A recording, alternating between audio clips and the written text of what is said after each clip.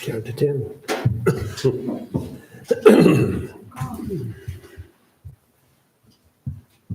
We good? All right, it is 6 p.m. We're going to start this meeting.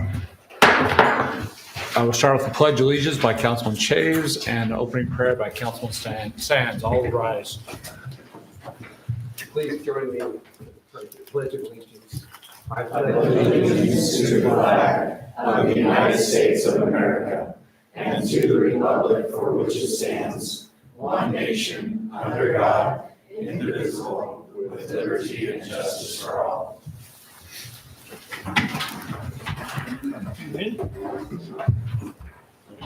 Heavenly Father, we are thankful to serve you, an awesome God, and for your Son and the cross and the Holy Spirit. We're grateful to live in this beautiful city in southern Utah. We're thankful we live in a constitutional republic where we have the opportunity and duty to elect those who represent us. We're grateful for those that have served, for those elected to serve, and for all who put themselves out there to run. We ask that you would bless our meeting tonight. Please give us wisdom and insight as we work through our agenda. And then finally, we humbly ask that you would bless us with rain and snow and break us free from this drought we've been in. We ask this in the name of your Son, our Lord and Savior, Jesus Christ. Amen. Amen. Thank you, Todd. Thank you, Gary. If anyone else has a statement of beliefs they would like to come forward now. All right, we are going to move into our approval of the agenda. Everybody had a chance to look at the agenda like the way it's laid out? Mayor, make a motion to approve the agenda order. Second. A motion and a second. Any discussion? All in favor? Aye. Aye. Any opposed? All right, any disclosure of declaration of conflicts? Nope. Okay, we're good. We're going to move on. Consent agenda, review and possible approval of meeting minutes from October 15th, 2025 City Council meeting. Mayor, I'd make a motion that we approve the minutes from the October 15th City Council meeting. Second. A motion and a pair of seconds. Any further discussion on the minutes? All in favor? Aye. Any opposed? Wasn't here. Okay, thank you. Wayne? All right, we're moving into city department reports. Ash Creek, they sent me a text, said they won't be able to make it tonight. They're moving right along with the Confluence Park. So that's going to be open probably not until January, February now. They've got a few things that are changing already. So Hurricane Valley Fire District, Chief Hooper, what do you got for us?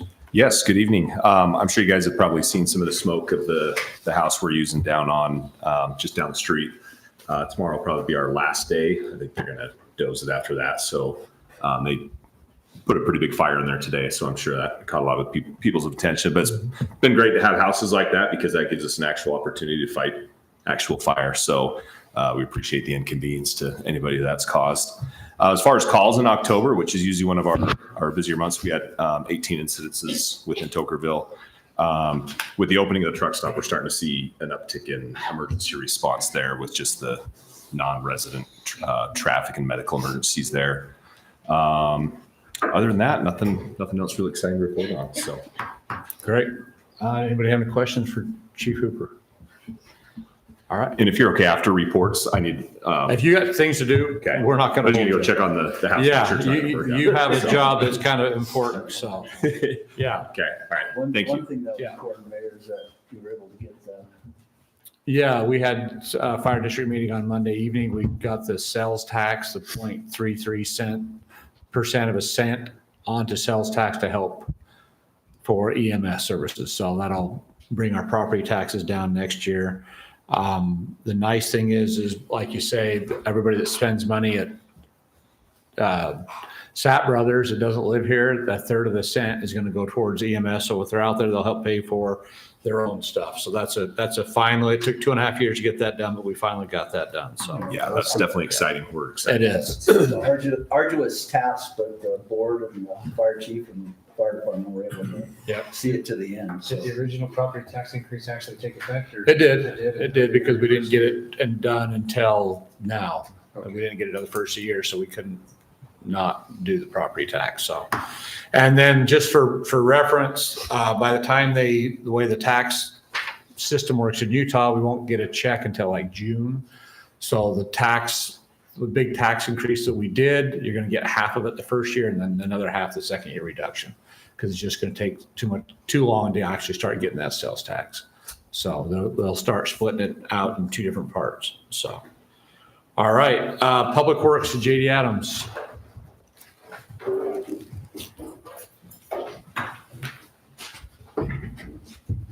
All right, just have a few things to cover. Obviously, everyone knows that the last flood, we got quite a bit of damage in Trail Ridge.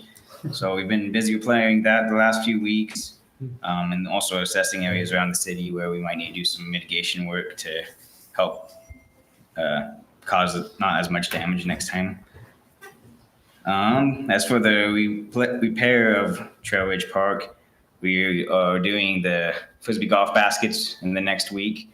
And then as far as the gravel and stuff, I think the best bet is to just leave it as it is and maybe plant some bushes and things that don't take any kind of a water system, something native, just to help hold the soil back next time it floods, because it's inevitable to do it again.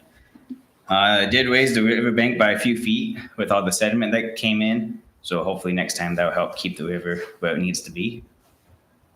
For the Westfield Park, so we installed the pavilions, and now we are to the point of hopefully tonight getting a direction to go forward, just so we can get that wrapped up as efficiently as possible. Once the final grading's done, we plan to run the irrigation system and set up a date for a community sod laying event to help get that wrapped up. We've had some damage to the pavilions and the screens, the shade structures. Kids have been throwing rocks, sharp objects. We had to do a couple patches, but we found some more damage since we've done the repairs. We are doing a camera system in there. It should be installed in the next week. So hopefully we can get kids to quit throwing stuff at them.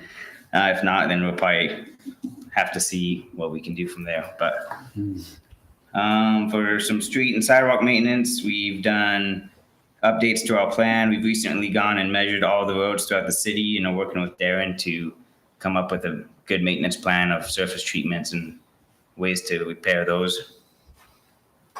We are also going to do a lot of sidewalk grinding this winter to try and get rid of the trip hazards. Spots that are too bad will probably rip out and just put like a road base temporary solution till we can get it repaired. So for the water system, we scheduled tank inspections for the Westfield tank and the Springs Drive tank to check the condition and evaluate any repair needs. Boulder Ridge is also working on tying in to the system up in Anderson Junction. They started that today. They should be wrapped up with that hopefully soon. There will be a couple of interruptions going forward because they're tying into the line that feeds the tank. So we'll try and keep residents up to date when that happens. We've also had 16 water leaks this year. The most recent one was in Trowbridge. I'm sure Todd saw that. But luckily we've been pretty quick to get on those and people have been quick to let us know. So we appreciate that. This year we also purchased a commercial leaf vacuum and we're offering assistance to residents to clean up their leaves. So if residents would like that, they can blow their leaves to the gutter in front of their house and we'll come by on Wednesday mornings till about mid-December and help pick up leaves, try and keep the city clean that way.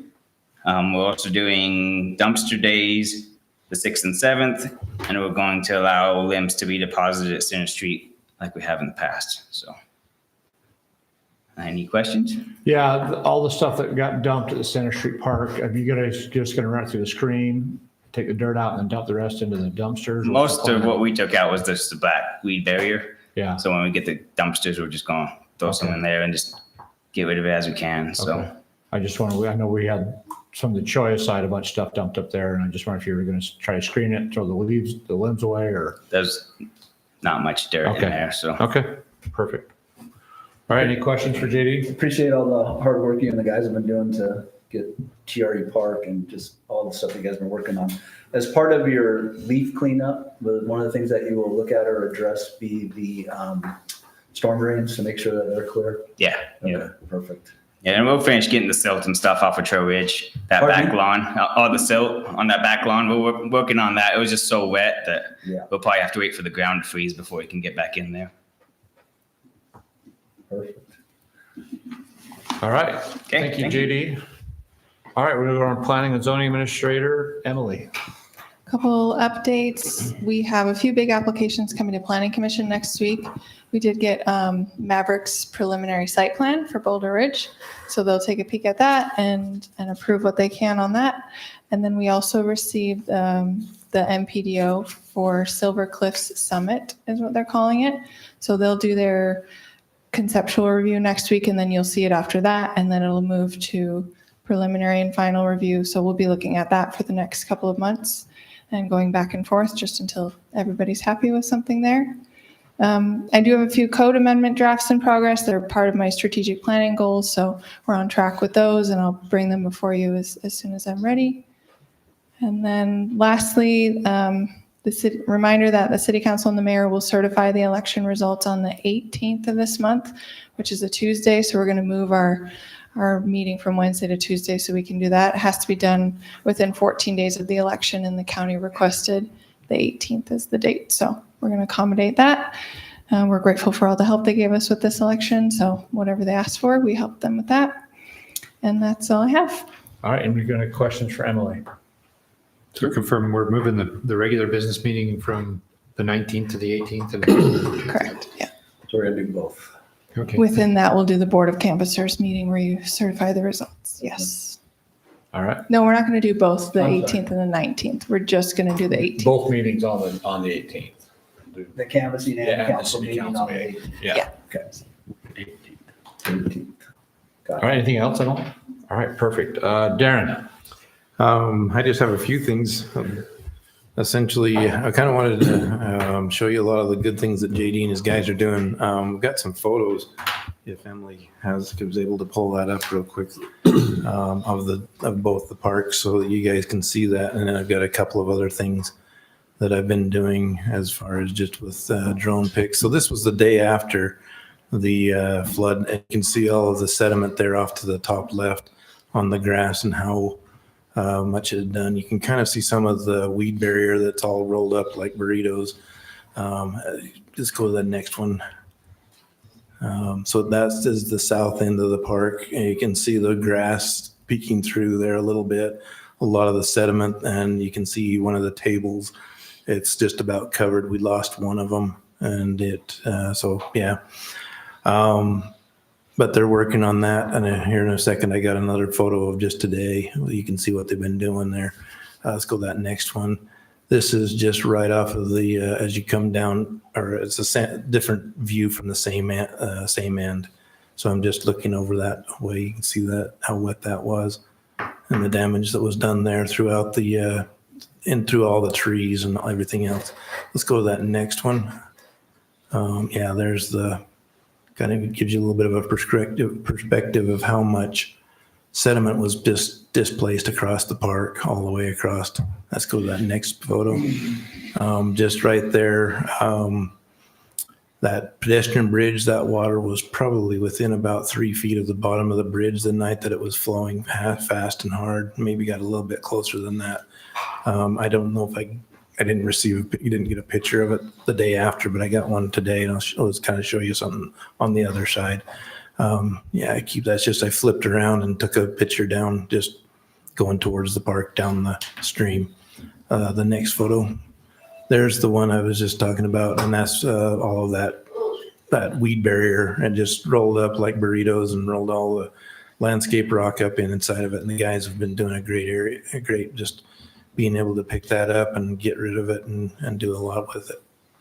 Let's go to that next shot. So this is as of today. You can see that it's a pedestrian bridge there on the bottom left where the water actually went up into a little detention area that Trail Ridge has there. They had just barely landscaped that, which was unfortunate for them. But you can see how high that water got with the bridge there. And let's go to the next one. This is just another shot there you can see where the guys have been doing maintenance work there on that south end again. And they've also been in the trees, just cleaning up, like I say, all of that weed barrier. Let's go to the next shot. There again, just on another shot, the same south end. And you can see it's still pretty muddy. This is today. You can, as JD was talking about there, he says it's just really sloppy. You try to put any equipment in there and you just sink. So they've got to get that dried out. And there's one a little closer. What is one last one? I think it was just, you can see there's the picnic table uncovered. So, yeah. Anyway, the next photo, always that's just the last one of Trail Ridge there. But this is basically those pavilions and those covers that you can see in the or the Westfield Park. One other photo there just shows another photo from the other side. And then the next photo just gives you a little bit of a closer, so you can kind of see how those match and the placement of those little pavilion areas. As we finish that up, there will be additional concrete added to where people make it a little nice for people to go get out of the sun. Here's as JD was talking about with the Boulder Ridge subdivision, this is clear on the north side of the highway there on I-15. You can see Settlers Junction off in the top right and the reservoir. And you can see that that great big, right before it goes under the freeway there's that great big detention area, which they're grabbing quite a bit of storm drainage or planning for. And this is also, as Emily had talked about, right there where you can see the dirt piled right now is where Maverick is proposing in their preliminary plat or preliminary site. I'm sorry. Get the nomenclature right. Anyway, let's go to the next one. Oh, that is the last photo. Let's go to the other ones, the firelight ones. So the top deal in the photo of the firelight ones. So this was almost 1 year ago. This is phases 1 and 2. This was in October of last year. And then the next photo is they had pretty much finished the asphalt and most of the underground and everything. And they'd started to build that house, but they couldn't do anything because we were still getting all of the parkway and the water systems complete. The next one is just a month later, which nothing really happened. If we go to the next one, it's when we actually started issuing building permits. And what I'm trying to do here is just to kind of give you guys an idea from month to month how the landscape is changing out in that area. The next one is, I can't remember the exact date, but it's a month ago. The next one, I believe, is today. So that was, that's how far we've progressed since last year. And we're continuing to pull, the developer is pulling additional building permits. So moving forward, any questions, you guys? Oh, I was going to give you just a little quick report on the bypass road. So they are finishing the K-rail. They'll start that in about a week. The K-rail is that barrier, that concrete barrier on the south side of the road.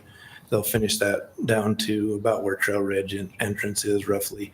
And then they've got crash cushions crash barriers they have to put on the ends of those. The asphalt was to be finished today, I believe it was. I have not been down there. Yeah, they still working on it. They were wanting, the first day they started, something happened with the batch plant. So the asphalt, they got all the equipment out here and got up and going, ready to rock and roll, and couldn't do it. So they're a day later than they thought they would be. The striping will be complete by next Wednesday, the 12th, is what they're shooting for right now. And then at that point, most of the substantial construction will be complete. They will be doing miscellaneous cleanups, shouldering, putting in the signs, redoing the signs that UDOT has went through and did an inventory on, and additional signs that they want and fixed. Some of the speed limit signs have been incorrect on one way and correct on the other direction. So they're fixing that. And those signs, they're hoping to have that done within 4 weeks. So that's really about most of the things left on that parkway. Awesome. Anybody have any questions for Darren? Okay, thanks, Darren. Ben? Yeah, a couple quick things. The third quarter law enforcement incident summary report's been updated to the website. Highly recommend that anybody interested go check that out. Some interesting trends based on law enforcement responses and by kind of neighborhood in the area. So we have 3 kind of consecutive quarters now to look at. So you can see it's actually, the responses are actually pretty consistent. So it's kind of a neat thing to see. The reuse project that the Conservancy District is undertaking recently had a deadline for the environmental assessment. As a participating agency, we're invited to respond to that. I personally didn't have any experience doing this myself, so I reached out to a friend who had a lot of experience on it, who gave me a lot of insightful direction as to what the city should be looking for from our perspective. So we were able to submit those comments at the end of last week. I would speak to that project a little bit. A few things were brought to my attention, not on the environmental end, but on the kind of operations and the plans of the Conservancy District. A couple things I wasn't aware of. First was the Laverkin holding pond. They've transitioned from previously that the type 1 reuse water was going to be transported straight up to the reservoir. Instead, at this point, it will be transported from the treatment center from the WRF up to a Laverkin pond, a new Laverkin pond. From there, it will go up to the upper pond, which I think was originally part of the plan, and then up to the reservoir. So there were a few different components to this EA, one of which was the transmission line. They're looking at 3 different paths through the community. We commented on our preferred path after consulting with a few people. Darren gave some good feedback there also. And the third component, which was really quite interesting to me, and I was unaware of this, but we knew that the district was going to be doing a demonstration facility for advanced treatment, so treatment beyond type 1 reuse water to drinking water.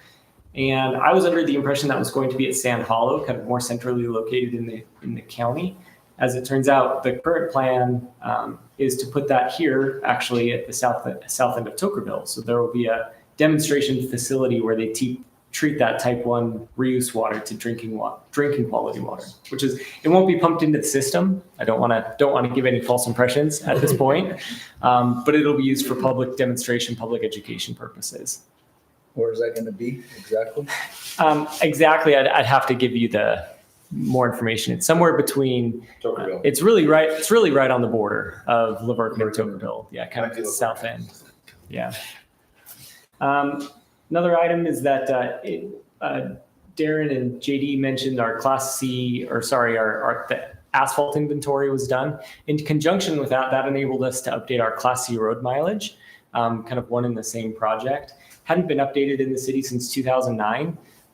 Some roads have been added since that time, so we should see a pretty substantial bump in our Class C revenue to the tune of about 20%. So that's a good thing.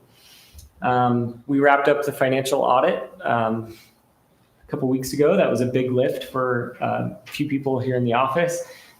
There will be a few findings. I kind of want to just let everybody know that to begin with. Most of them are policy related. And oddly enough, the employee policies and procedures manual that we just recently adopted, had that been in place on July 31st, a lot of these findings wouldn't have happened. It was just kind of providing more clarity for things that were not clear at the time. So the only financial related finding was related to Fund 41. That's our Tokerville Parkway project. When we did the budget amendment in June, there was just not clarity on how much would be incurred through the end of June. And so we exceeded that amount, so we exceeded the budget in Fund 41. So those are the findings that we'll have on this year's financial audit. But the auditor will be here to present that in December. So we'll look forward to that presentation. It's always riveting. Thank you. Exciting. Yeah. Anybody have any questions for Ben? Thank you. Good job.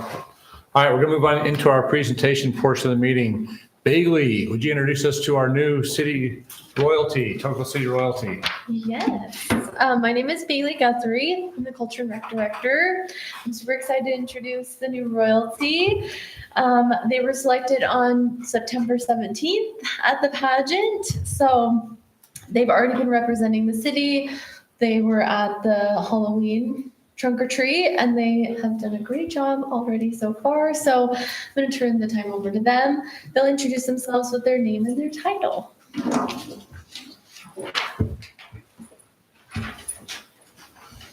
Hi, I'm Presley Karchner, and I'm the current Miss Tokerville.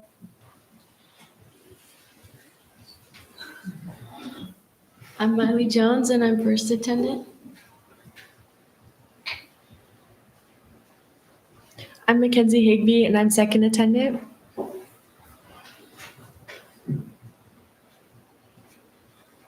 I'm Hayden Cochran, and I'm third attendant.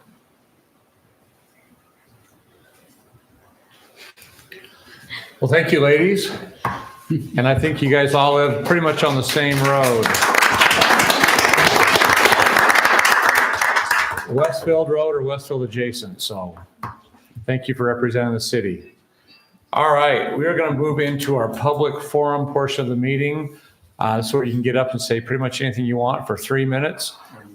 Oh, no, we still have 2 more presentations. I was just trying to get rid of Ben's. I don't want to talk about finance. All right, Ben, first, we got our financial update. I have to drive to Brigham City tonight, so I'll keep it quick. Okay. Apologies, this is a little bit late. This is a first quarter update. We had a couple anyway, we're a little bit late in reporting on both this and the strategic plan update, so I apologize for that. Generally, when I do a quarterly financial report, what I'll talk about is the general fund revenues, general fund expenses. Those are the 2 primary things, and then talk about each fund. Not a ton to talk about this evening, so I'll kind of just burn through what we've got. As you know, first quarter, 25% of the year's expired at that point. we've received 19.7% of the budgeted revenue. Now, if we make a seasonality adjustment to that, because we received the property tax all at once, it's much closer to the 25%, but we are falling a little bit short. So we're at 23.8% of seasonally adjusted revenue. The unfavorable variances, this is basically just saying where we under budget on revenues and where we over budget on expenses, in this case, revenues. So where are we exposed? The first is building permit fees are falling slightly under budget. And the reason for that, it's a twofold reason. The annualized rate, we're just not quite as many as we anticipated at this point in the year as far as budgeted building permits issued. The other one is kind of a more interesting question, and that's that the actual cost of the permit is down slightly. So regardless if we're permitting the valuation of the house, we incur kind of the same inspection fees. So this is important in that the 2025 square foot home average. So this is the average building permit fee for a single family home. This in the current year is $2,400. We built the budget based on the average for the last 2 years prior to that was $3,500. So we've noticed a downward trend, and this is really all tied to the valuation of the home being constructed. Kind of an interesting observation. It's that twofold component that's reduced our building permit fee revenue. Additionally, there's a sales tax delay in that we have a new sales tax outlet that we're anticipating additional sales tax revenue from, and due to reasons known to most people here, that delay is slightly more than it was anticipated. General fund expenditures. I don't really look at seasonal adjustments here, primarily because we don't have that really big seasonal adjustment like we do in revenues. In expenses, we do, for example, we pay a few vendors up front at the beginning of the year. So there is a little bit of seasonal adjustment, just I don't account for it. So in this case, year to date, we've spent 20.5% of expenses incurred. So if you look at that seasonally adjusted revenue tied back to the to the expenses incurred year to date, we're still trending in a healthy way.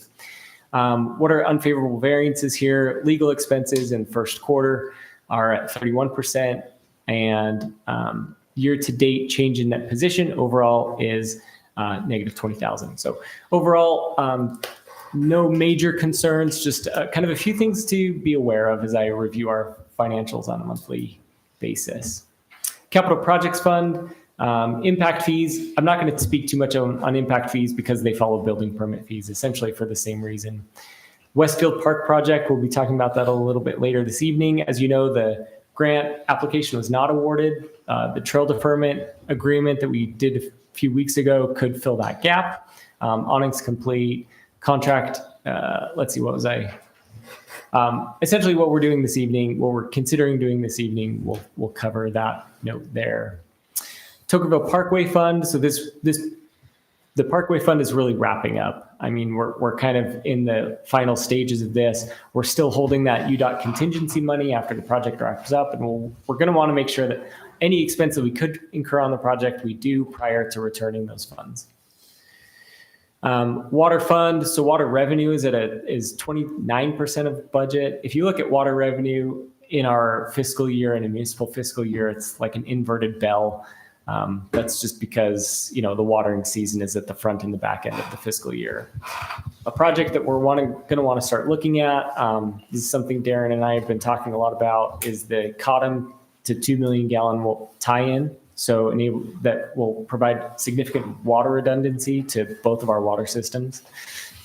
Identified 2 unfavorable variances in the water fund, one being connection fees. One being that utilities actually for the water fund are significantly more than anticipated. And this is primarily related to that 2 million gallon tank completion. If you guys remember the constant fill it up, let it leak, let it drop, fill it up, let it leak, let it drop. That took a hit to the budget. So stormwater fund, this is a newly created fund. This is essentially kind of unraveled from the general fund, which was masking the stormwater system's expenditures. It was easy just to kind of get lost in the general fund. So it's good to have this pulled out. Revenues and expenditures are both in line with budget. This fund is kind of in a holding pattern while fund balance is accrued. So essentially any major project we do on our stormwater system, we don't have a fund balance because it's been wrapped up within the general fund all these years. And so as that balance accrues, we'll be able to have money, accrue money for future stormwater projects. Cemetery fund, I've talked about this one before. This one's also in a holding pattern. And the primary reason for that is we're allowing the revenues to accrue in order to restore the perpetual nature of a cemetery fund so that you can pay for the operations of the cemetery with the interest yield from the investment. And that wraps up my budget presentation. All right, any questions for Ben on the budget? Nope. All right, Ben, let's move into our strategic plan. Yep. Good to hear from me again.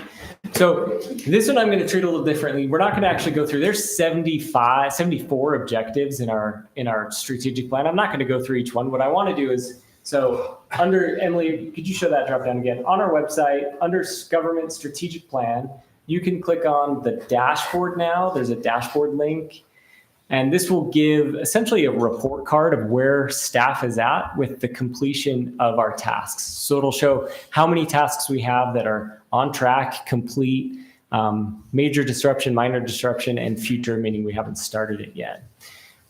This first page, if you scroll down just a little bit, will identify the status of disruptions. So a minor disruption just means that the deadline passed. And we tried to provide a reason for each of those things. A major disruption would imply that we don't anticipate being able to finish it in this year. The only item that is under major disruption is related to the jurisdictional transfer of Tokerville Parkway and Toker Boulevard. So kind of the future of the mains, this Toker Boulevard and what we can actually do with that because of the delay in the jurisdictional transfer. If you scroll down a little bit more, you can see for each goal, there we go. For each goal, we outline the tasks. This is just a different format and how we report on it. I would encourage you, if we want to have a work meeting on this, that would be probably the more appropriate way to discuss our strategic plan and what we're ahead and behind on and the work that we're doing. It would just be too much for me to cover here in a report. But I wanted to bring attention to that we put that report card up on the website. That's all I had. All right. Any questions on the strategic plan for Ben? Strategic. So this is available online then? It is. Yep. Thank you, ladies. I was just going to say, if you guys wanted to leave, you could go. So, Thank you. You're going to miss out on all the funds. They got the budget. That's the good stuff. yeah. All right, now we're going to move into our public forum. If it's not on the agenda, you can bring it up. So the forum is now open. State your name, and you have 3 minutes.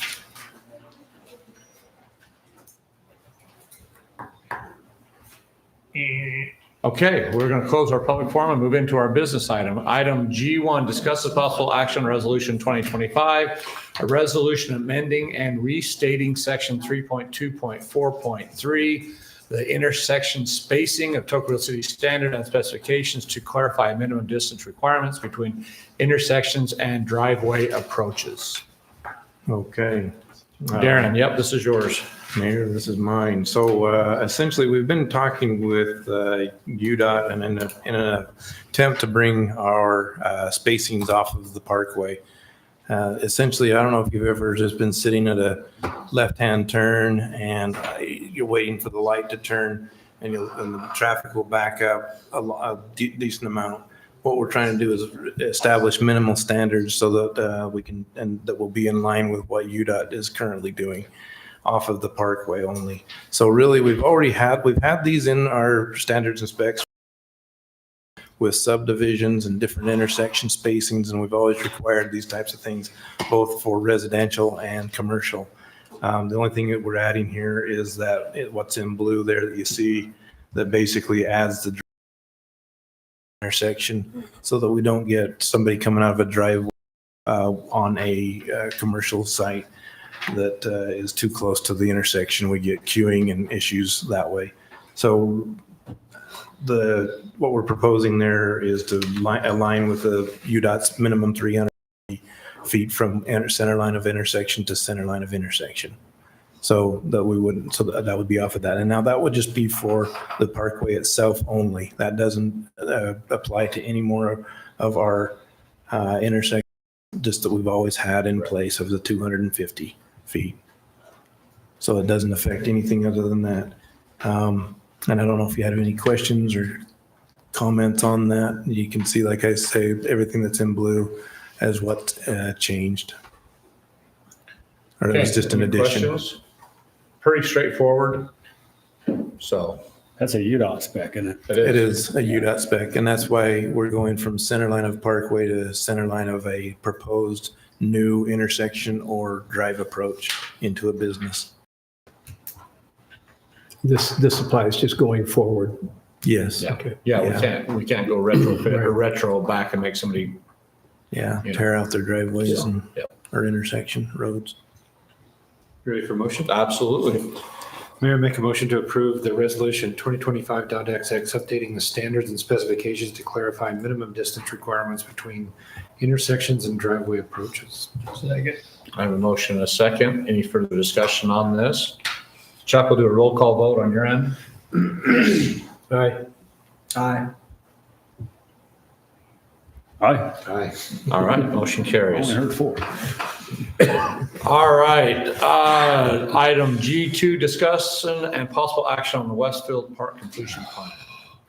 So this has been in front of Darren, Yeah, this has been in front of council a few meetings ago. Basically, if you remember right, we had kind of three, not contradicting, but similar, difficult to compare quotes. This is an interesting situation because we have a park that's like, I don't know, what would you call it, 25% complete. We're trying to do it on a shoestring. We've got Public Works who's kind of willing and able to do a lot of the work ourselves. Internally, but that leaves, this other 50% of concrete and pickleball courts that are difficult to, that we can't do internally. So we have three quotes that are difficult to compare. What we are looking for is essentially, we have two options, two paths forward to get this park complete. The first is that we make a purchasing exception, which is within the city council's authority to do. The second would be to spend a portion of those project funds to get the engineering done to put it out to bid so that we could get comparable quotes so that we'd be comparing apples to apples. At this point, we feel really confident about one of the vendors that responded. We tried to get the two other responses to do a quote that was more in line with the first. And it's been difficult to get that. There hasn't been a lot of response. I think the reason is because the writing's kind of on the wall. They understand what's going on. They understand the position that the city's in trying to get this done as cheaply as possible. At this point, we're looking for direction from council to either move forward with that alternative purchasing method to get the park complete, or we essentially put it out to engineering to design it what we need to get done. Well, let me ask you this. I was down there looking at all your pavilions and the elevations of them, and your elevations are a pickleball court. Did you have any design when you come up with those elevations for those pavilions? Yeah, that was all staked out according to an old design. Whose design? That's the one that Alpha. That was Alpha's. Alpha's, It was yeah. Alpha's. Alpha's And I engineering. believe Alpha staked it out. Yep. Just seems like you got a little grading problem there to me. Looks like maybe they were put in a little premature because some of them were deep in the hole. So the, And your slabs are always poured first before you set your pavilion. So I'm wondering how that fits in there with us doing it by ourselves. JD, correct me if I'm wrong, but the pavilion contractor was pretty consistent that it'd be the other way around, that the pavilion's going prior to the slab. Usually that's what they prefer because when we do the slab and they come in with their drill, they tend to break the concrete. So like we did the pavilion the shade structure over the playgrounds, they came in after the fact and busted all the sidewalks on each corner, so. Yeah, they did. There's 7 panels busted because they did it. But now the new ones, I'm wondering how you're gonna go about pour the cement in those and cover up your embeds, because they're not in bed, they're in a footing. Yeah. So are you wrapping cement around those nuts? And Most likely, yes. you can't do that. It'll all crack to pieces. I mean, ultimately, what we're looking for here is the path to completing, right? And if we can work with the That's what I'm getting contractor, yeah. If we can work with the contractor to address these. Halfway, or we do it decent, we don't have to repair everything in a correct order. And right now, I'm looking at it the way this is, and it's being assembled out of order. From the beginning, right? I mean, this is years in the making, right? It is, but the current work, and I see some grading done down there and some fills, unclassified fills without being compacted, and I need to know what you're thinking there to go to this us help out labor thing when there's things already done that don't fit. The labor that would be done internally would be the landscaping, not the concrete work, not the pickleball courts, nothing like that. All the structural work would be done by this contractor that we'd be moving forward with. Do you have any kind of idea? I mean, are you going to make your pickleball courts nice and perfectly level? Yeah, this would be even subcontracted by the contractor that's doing this. That's a trap question. Are they going to be level? Wayne, what I'm saying is that we're going to have a professional doing this work. Okay. Sorry, Councilman Olson. Can you name your preferred person here that's been?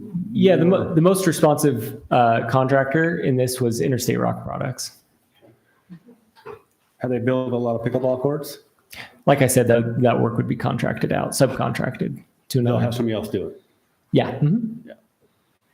And that price was included on that quote that's in your packet. I like the idea of what everybody's thinking about, trying to get help. But sometimes the help hurts you unless you have technical help. So it seems like we're a little short on our money. We are, yeah. We're trying to get it done. Like I said, shoestring budget. We're trying to get it done as best we can under budget. It's, the directive from the community is to get the project done. It is. We want to get it done, but we want something to be proud of and not have to repair everything. Definitely. Because if you pour, I'm just talking from experience, if you pour those slabs now around the pavilion areas, you have to encapsulate your bolts and nuts. It'll just crack all the pieces. I don't think we have to pull them around the poles, we can stay within the footprint. Then you're gonna have, if you pour your concrete on the inside, it's too small. You can't leave those. There's exposed. ways to do it. I mean, we have some really smart concrete guys. There's a way to easily do it when have the exposed nuts and the concrete, and you can pour around it and you can fill it full of some kind of substrate. And if you ever have to get to it, you can dig it out. It's not concrete. There's a lot of things we can do. But do we want to go and spend a whole bunch of money engineering and get more higher expensive bids and take another 4 No, or that's not 5 what I'm months? saying, Justin. I'm saying it should have been figured out first before you set those pavilions. That's on your opinion. It is my opinion. I know. So, and then we have other people saying we've done it the right way. So we're trying to finish a park. We're trying to get it done in They a didn't timely embed it. fashion. You can't embed something. That'll flop. Is the slab going to be, I'm trying to figure out, is the slab going to be bigger than the pavilion? Like a couple feet bigger? We could, absolutely. But it can't because Sure it nobody's can. done it. Sure you You can. can't cover up the bolts. You can't. I'm saying there's ways to go around. You can pour concrete around those bolts, around those poles. You can always replace them. I'm and so there's glad ways to that do you it. built so many pavilions and pickleball courts and things like that. I'm just trying to alert you of the problems you're going to have. I understand, Wayne, but we're here. We're trying to finish it. We are, but we need to finish it right. Okay. I'm all about finishing it. So do we have a motion on the floor? No, we don't. Now, we're just going to discuss. For the discussion. How would you go about it? Discussions come after the motion. Well, we can discuss and we can have a motion and we can do more discussion. So Well, if you can't discuss it right now, then what are you going to do with it? So the question is, what's on today is, are we going to finish the park, piecemeal it as we can, or are we going to go back and re-engineer it? And I just, So what's the engineering gonna, cost estimate for re-engineering? We don't have that as of yet. it's probably No ballpark? $30,000-$40,000 just for engineering. You'll be more than that. Yeah, you'll be more than that nowadays. There's no doubt about it. Engineering has gone quite a bit higher. I don't, just an estimate, it's gonna start out at 60. And Well, I just want the park finished for sure, but I don't want to have to keep going back and fixing concrete and everything else that because it's misstepped and done in the wrong procedure. It has to be in an order, or else we just fix everything again. So in the, just the history of this, you know, and a lot of you were around for this, when we did that, originally we had engineers draw it up, we had architects draw different things, and we put it out to bid, and it came back and we didn't have enough money. So we tried to take some of the items off of the a la carte, if you want to call it that, of the plan set, and we still didn't have enough money to do it. So we kind of went to this different, you know, outlook. Value engineering and Kind of a value engineering type of a thing, and it's difficult to do that, but because of the concrete work that needs to be done, and that's really a lot of the where we need that expertise of contractors and or if you want to go back to the engineering and all of that, we can How go does that. the purchase exception work? It's just move forward and don't do the engineering? Right. We would then come forward with the contract with the contractor that outline the specific scope of services. So essentially, Just go out this and is, do it. yeah, the direction here this evening that we're looking for is either move forward with engineering on the park, construction of the park, or to move forward with to pursue a contract with a possible contractor that the council would then approve separately. The standard in your procurement ordinance is upon a showing of good cause. So council considers on a case-by-case basis whether procurement code should apply and upon a showing of good cause can waive the requirements essentially. So unique situation or something like that. The Westfield Park completion budget that you put there. Just a couple things. So the project budget's 553,000. Total funds available are 377 and a shortfall of 176,000, correct, is what you put on the budget? That's correct. Yeah. Okay, so you're looking, one of the proposals was to take the, That trail deferment. yeah, from Sapp Brothers Yeah. to cover the difference. Okay, so that's one question I had. Another question I had is what happened to the, I believe it was $50,000 paver that our residents did? Well, I don't see that in the park completion budget. What happened to that 50,000? I think it was 40,000. Okay, 40,000. Yeah. I think From that a got- revenue perspective, is that where, is that? Well, Yeah. wasn't that? It was a fundraiser. It was a fundraiser for Yeah, the park. and So I'm what pretty happened to sure that? it got put in the general, So what happened to park that plan. 40,000? it probably got spent on bathrooms and. Probably, It's already but, spent. but I'm- well, I mean, just- probably is, Well, where's the accountability to what happened to that You could- 40,000 or what? well, you could pull, yeah, we can find it. What were the Okay, well, costs of then the? why isn't it included in our budget? Because this is the future budget. This is taking the current condition and what it takes to complete it. It's not a full project accounting. I'm happy to provide that. Yeah, we've It's spent not money included. on bathrooms and it all Okay. is not on All here. right, that was the question I had, so I'd like to see where that went. The other question I had is if you look at the bid that you're looking at, it's Interstate Rock, and that bid was given to us on 8/15, and it says their pricing is good for 30 days. So do we have an updated project, what it's gonna cost? Yeah, I mean, that would be as part of the contract. I mean, Okay, so we don't know exactly what the cost is. It could be a lot more than this. The only thing that's gonna change with Interstate Rock is anything that has a tariff on it right now. Okay. Prices of pipe and everything. Okay. I believe they'd hold their price. I really do. Okay, Pretty all right, that's great. And then the last question, and maybe Wayne can address this, Darren. Do you get any warranty from your concrete, from the contractor that's gonna do it? I mean, the concerns that you had, is there any way that we can insulate the city with warranty, standing by their work, any of that kind of stuff? They probably won't give it to you because of the work I just don't really see, I've been trying to get in there. The earthwork that was done needs to be removed completely and redid again. So I don't see that rework item in there. We could do this. We could, as we create a contract, we can create a completion or warranty bond if we need to with inside that. The contractor would provide that and pass that cost to the city. of that warranty bond. I don't know what those cost. Yeah, we'd have to rework it, so that's gonna be another cost, but So it's something that we have to pay for in order to get the Oh, yeah. warranty. Yeah, because basically They every don't do time. it out in the goodness of their Well, heart. if they're gonna build it, they should warranty it, but they're not gonna build it on the earthwork that's done already. That has to be reworked. They're not gonna take the liability of a 3-foot fill out there and try to compact the top of it. They won't do that, Just where the concrete's at. just for the pickleball courts. The rest of the areas. But if you add Sat Brothers money in there, you've got enough to do it with what I'm reading right here. Without any help. So that means we could save some help on sod and rock and trees. So you're gonna be under Has Set Brothers paid us yet? 176. Have you gotten a check from them? 200 and something. 191 or something. So we should be in the black, Oh, yeah. the way it sits right now, and then we can gain a little bit with help from our employees and public stuff. So that makes you down a little bit more. I don't see why that cannot be completed. So it sounds like everybody's in favor of moving forward with the way we were continuing on and not doing more engineering. I agree. I'd rather Well- have that 30, 40 grand instead of engineering, apply to the park. Yeah. And, but I just, with respect to what Wayne's saying, you just have to. After the meeting, I'll tell them exactly how I fixed this problem on 2 other locations.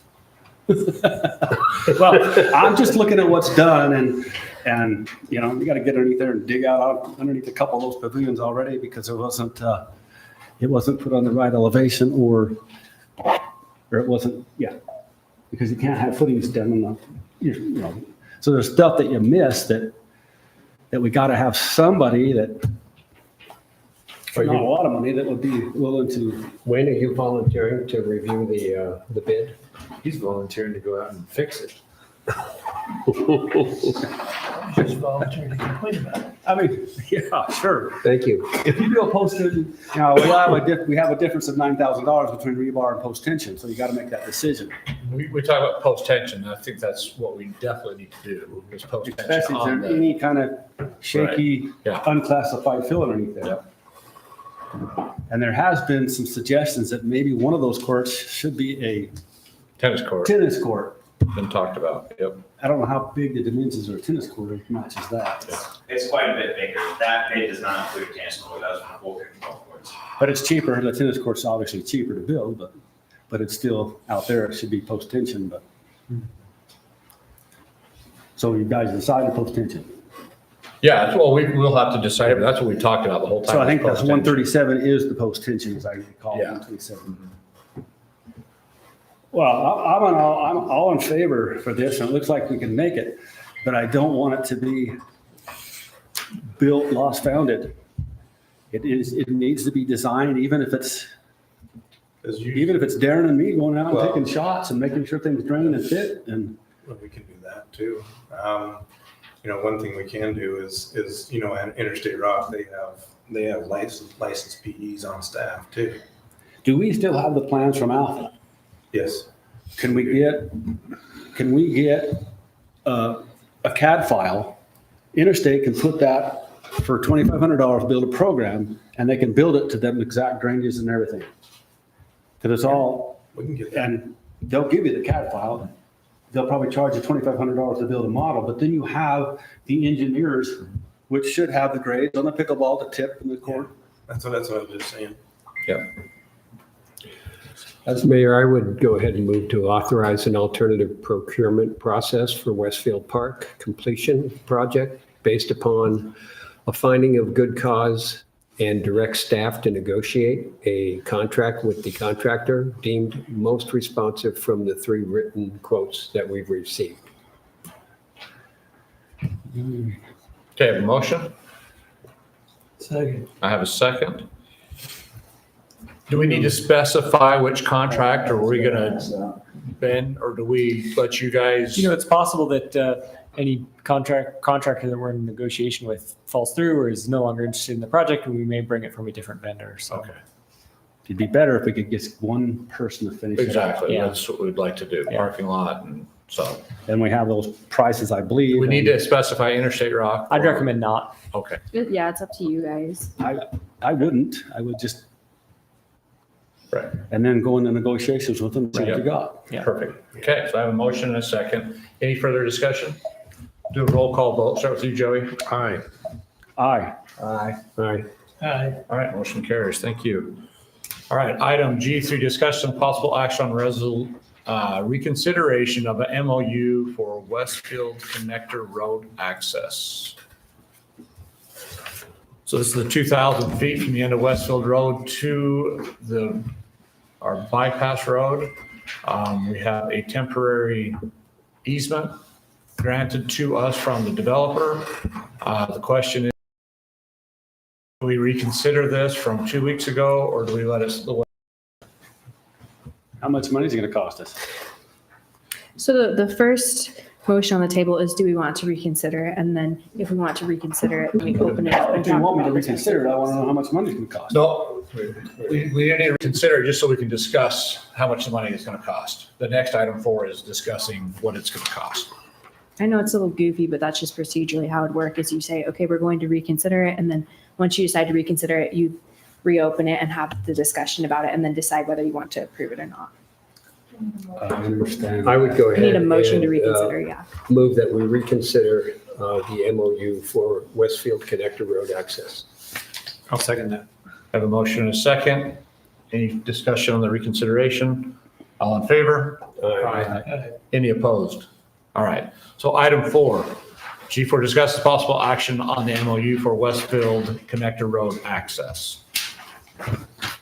So this is the access from the end of Westfield to the bypass road, temporary easement granted by the developer for us to use that for access, emergency services, and just general access from everybody, whoever wants to use it. So. This road is for emergency access only. Well, Potential improvements may include signage indicating the road is for emergency access. It doesn't say everyday does it travel. say we only have emergency on that? I didn't look at that sheet. Maybe- Well, there are two things that I would feel we would make an exception for, and that is for emergency vehicles that are there for the safety of the area and also for evacuation purposes for the residents in that area. Those would be the two reasons that I suggested that we reconsider this issue, was based upon those two things. It is not for everyday public use. No. That's up to you guys how to designate it, right? So you guys can limit the That's scope my of it. recommendation. Or you How do you keep people? Yeah, that's if- my. If we open it up It's, and it costs me money, then it should have been Firelight that put that road through for the use of all they did. So if you're going to open it up for emergency only, then everybody's going to go through there. So, Which they're going through there now. and I see, yes, they are, Yeah. but that's at their own risk and we don't have to spend money to try to improve the road and put cinders on it or whatever you're going to do there. well, I mean, I'd love to see that road open, but I don't want to spend a dime to do it. Well, I think that's a good place for a little bit of money to be spent. Where's the money coming from? We've got some. I see $1,500 a year for Class C road funds. So there's over 200 houses on the west side, on the other side of the bridge. I know. You got closer to 400 to 500 cars daily. So to me, I can't imagine a cost, and we'll get before we do spend any money, but get a cost of what it's going to cost to put, or just leave it the way it is. Why put cinders on it? If somebody wants to drive on it, let them drive on it. With the amount of traffic and the amount of complaints we have. I don't want them driving on that dirt, but as long as you've got signage, So. you got to have signage coming up, There- to the well, to the intersection, and then you're looking at possibly backing too many people up on there on the left-hand turn, but there's plenty of room to back up. There's turn. The store, but you got something with it funny, Chuck? His phone's just bugging. Just trying to figure out how to silence it. I have a hard time spending money on something that we shouldn't have had to spend money on in the first place. But I have no problem if they want to drive on that dirt and go willy-nilly. Yeah, but we have to let them, we have to give them the access. Yeah, I think the tough thing is if the city enters into this agreement and receives a license from Firelight to use the road, then there does come with it some maintenance obligations, right? Will they let us use that road just being dirt? The understanding is yes, right? We're just going to leave it dirt. Correct, yep. So I got quite a few concerns with this. So I got another one here too. first off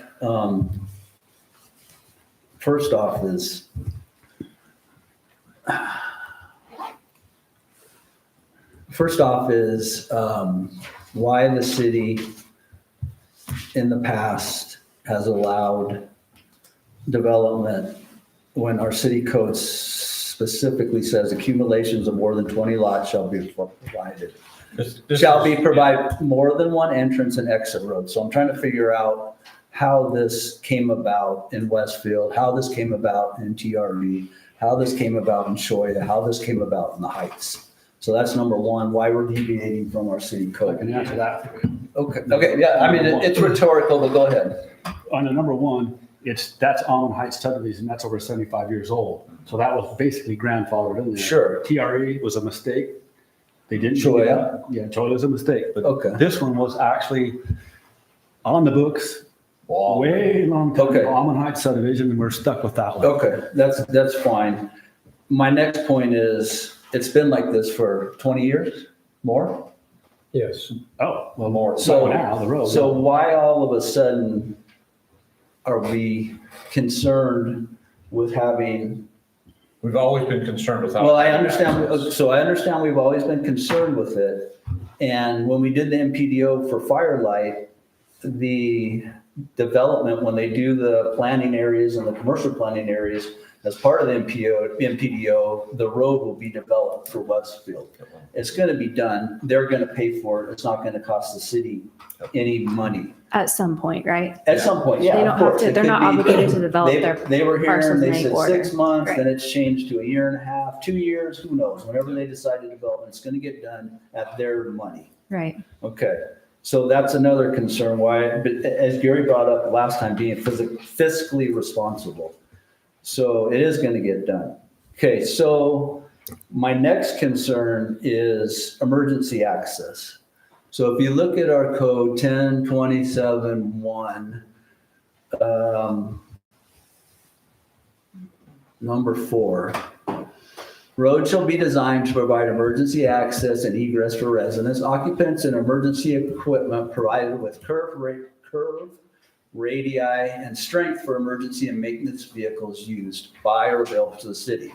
So if we're gonna use this for the fire department as a emergency access, who's gonna determine that we've done this road strength-wise for emergency and maintenance vehicles? Is that something you can do, Darren? Is that something we have to hire an engineer to do? Is that something the fire department's gonna come out and do? Well, so it'd probably be the fire department, but yeah, I'm not going to do it. Okay, No. so I So mean- it's really, it's Okay, so road-based. our code specifically says right here, that's how it has to happen. So we're gonna vary our code again. No, not exactly. So I think something that's important to keep in mind here is what you guys have brought up several times. People have been driving on this road for 20 years. So if you're going to enter into this agreement for a license from Firelight, then just recognize it for what it is. I mean, you're Okay, but going to be giving the have to do public with- access. What does that We're have not to do going to with be the giving point? secondary access. It's going to be a license. No, I'm asking what specifically does that have to do with allowing emergency vehicles to use that road when we say specifically in our code that needs to be addressed and we don't have anybody that's going to certify that's going to be addressed. You can tell me however you want to do it for people to use. That's different than the idea that somebody is going to drive a 48,000-pound fire engine down that road. Yeah, maybe in a catastrophic emergency where they might do it, but I'm telling you from my experience, I wouldn't do it. Because you're going to have to go slow, you could sink your fire engine, you could damage it, and you might not get to the incident. So if I don't get to the incident, how good am I?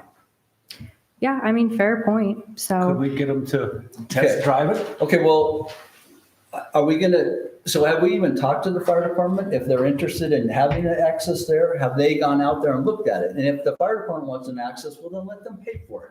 Or let them require the building owner. I think the way to simplify this is, Choice if they want to use it or not. Then why don't we get them to get Firelight to pay for it if they want emergency No, access?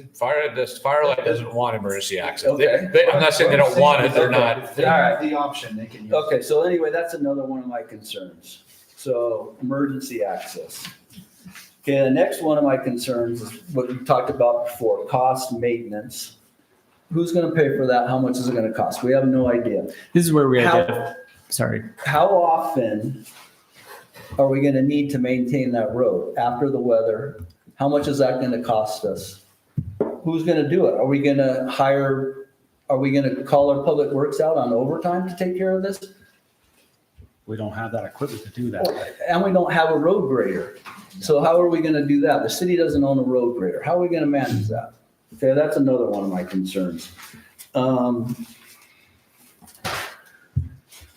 Okay, who's gonna maintain the parkway?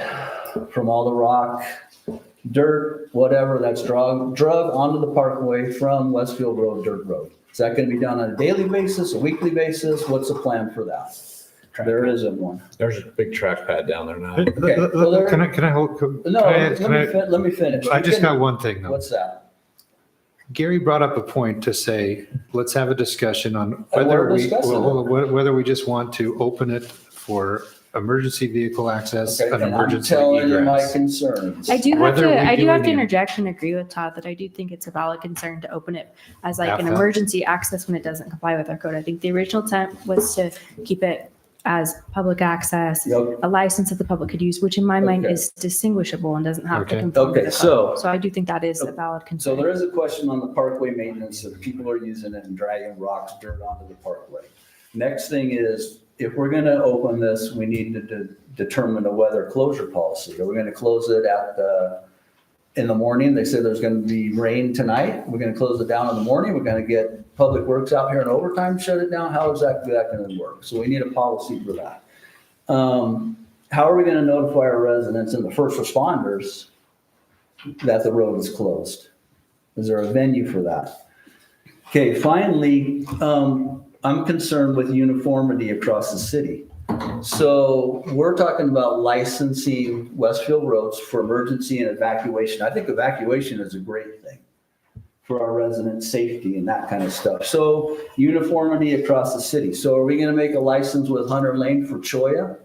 And the city's going to maintain that road so that Choya has a secondary access, emergency access and egress? Is that something that we're gonna do to apply this uniformly throughout the city? We might as well, because right now Hunter Lane impacts the city roads every time it rains and all that dirt runs down onto Choya at the far end. So we might as well set up a license agreement for them for Choya. We might as well look into seeing what we can negotiate with TRE, since we got a development agreement that is not being enforced the way TRE and Interstate Rock is supposed to have a secondary access. So we're gonna add this to it too?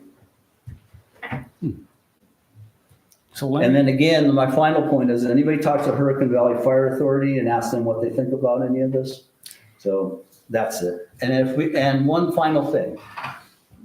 I'm going to vote against this, but if you guys do decide to approve it, my only recommendation would be to go number 10 on the resolution, which I mentioned before at the last meeting, and to add after the signage and the city.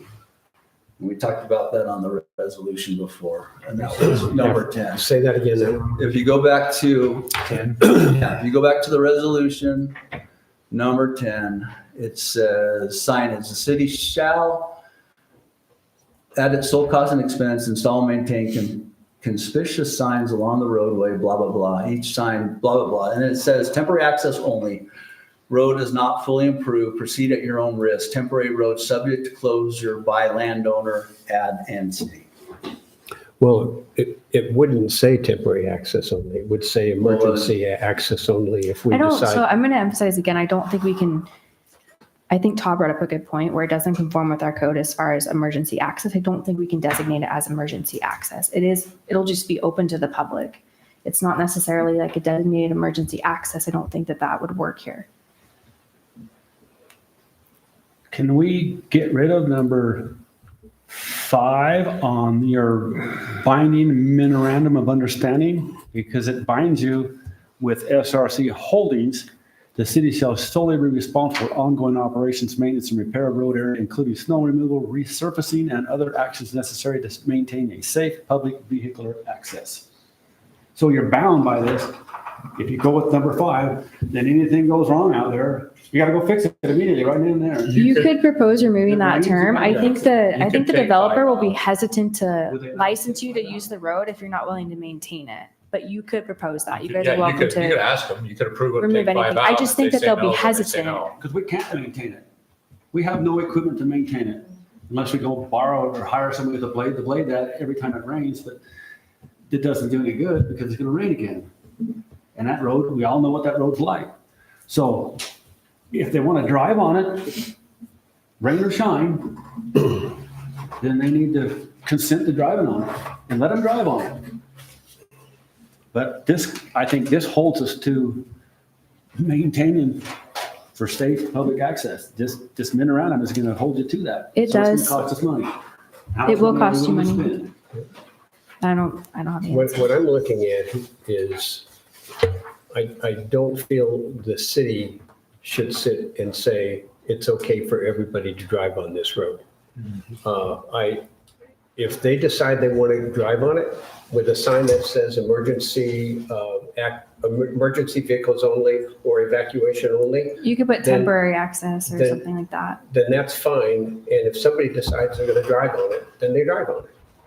But if we open it up to everybody, Google Maps pretty soon is going to be sending people down through that dirt road as well because of the traffic that might go on there. So do we wanna make an emergency or all fair? So I mean, I'd love to see all of Westfield be able to drive that road. Because it's a big disappointment. The road hasn't been traveled for 20 years. They started on the parkway 3.5 years ago. That was a goat trail. It wasn't a travelable road, for your information. But yeah, in a way, we kind of owe it to the citizens to be able to have that right access. And previous failed on getting that done and making them do that. So there's got to be some way. I mean, drive at your own risk, at your own fault, or some kind of signage that we are not liable and have to go out Yeah, there so and within this fix contract, something. we'd be obligated to post signage and we could decide exactly what that says, but we can put whatever we want in there, saying something like, the city is not liable, use solely at your own risk, that sort of thing. You can't eliminate risk, right? Somebody's always welcome to try to sue the city, but you can definitely mitigate it by putting language like that in signage. And that's something that we would highly recommend doing if you guys decide to do this. Right now, you're at the risk because people are driving that daily. A lot of Right, people. well, hang on, right now, they're trespassing on the developer's land. We don't have any sort of easement or license, they're just trespassing on the developer's land. If we want to get involved, then essentially what we're doing is helping As soon as maintain they the hit road. and- Parkway, guess who that is? That's not the states.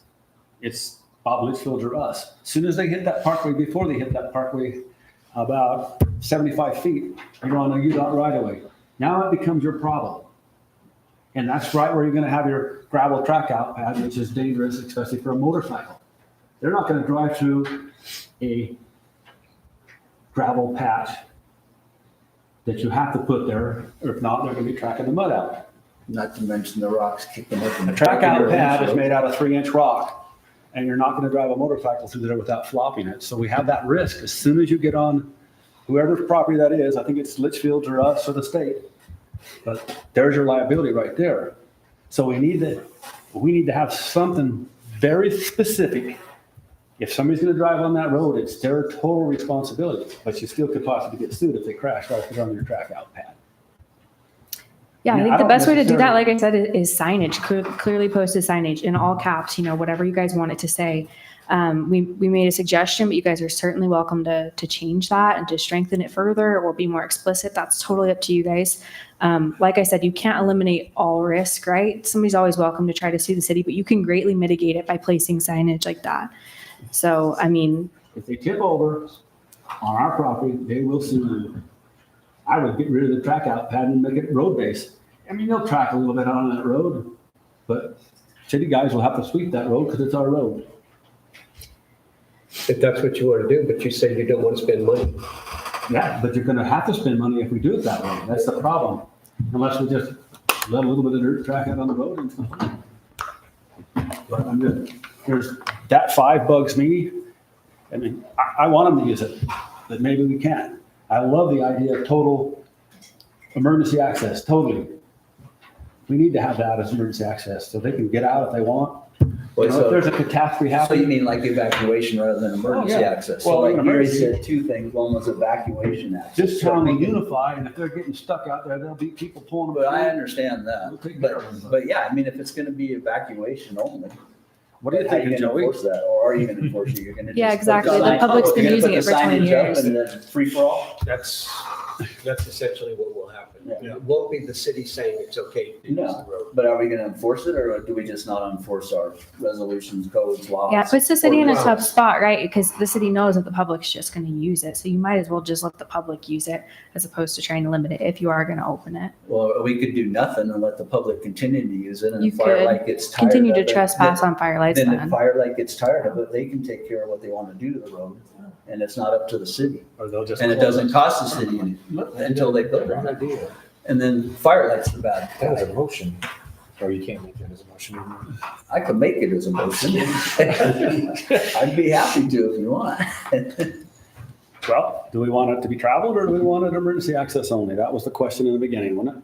That is Gary wanted to talk about that emergency. I think we beat it up. The way this was originally drafted didn't contemplate emergency access only, so I think it would require some revisions Well, that's to what the see that we could. reconsideration was for emergency access. No, No, That well, was What I'm that was on the suggesting, Gary, agenda. yeah, that's, fair enough, but what I'm saying is the contract wasn't drafted to reflect that originally, Yeah, and we haven't made updates. So we would have to update a few things to make sure we could comply with the code.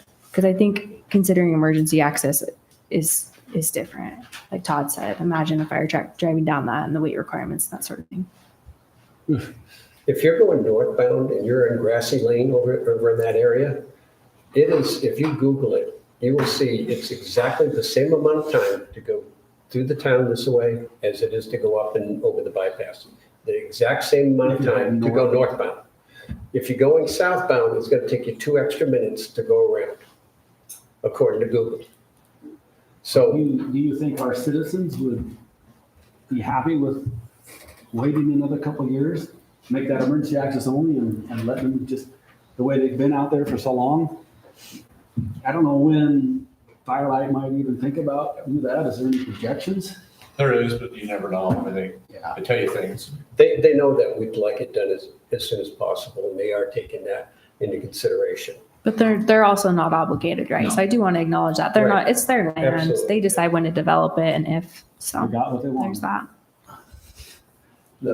The problem I see is that we keep calling it emergency access, so it's not emergency access. Like Gary proposed, it's gonna be a evacuation access for the residents. And emergency vehicles if the fire department decides that they want to use that. So if we take TRE and Interstate Rock, the fire department came out and they looked at Interstate Rock and they said, yeah, we can use it for emergency access. And what they did is they gated it off.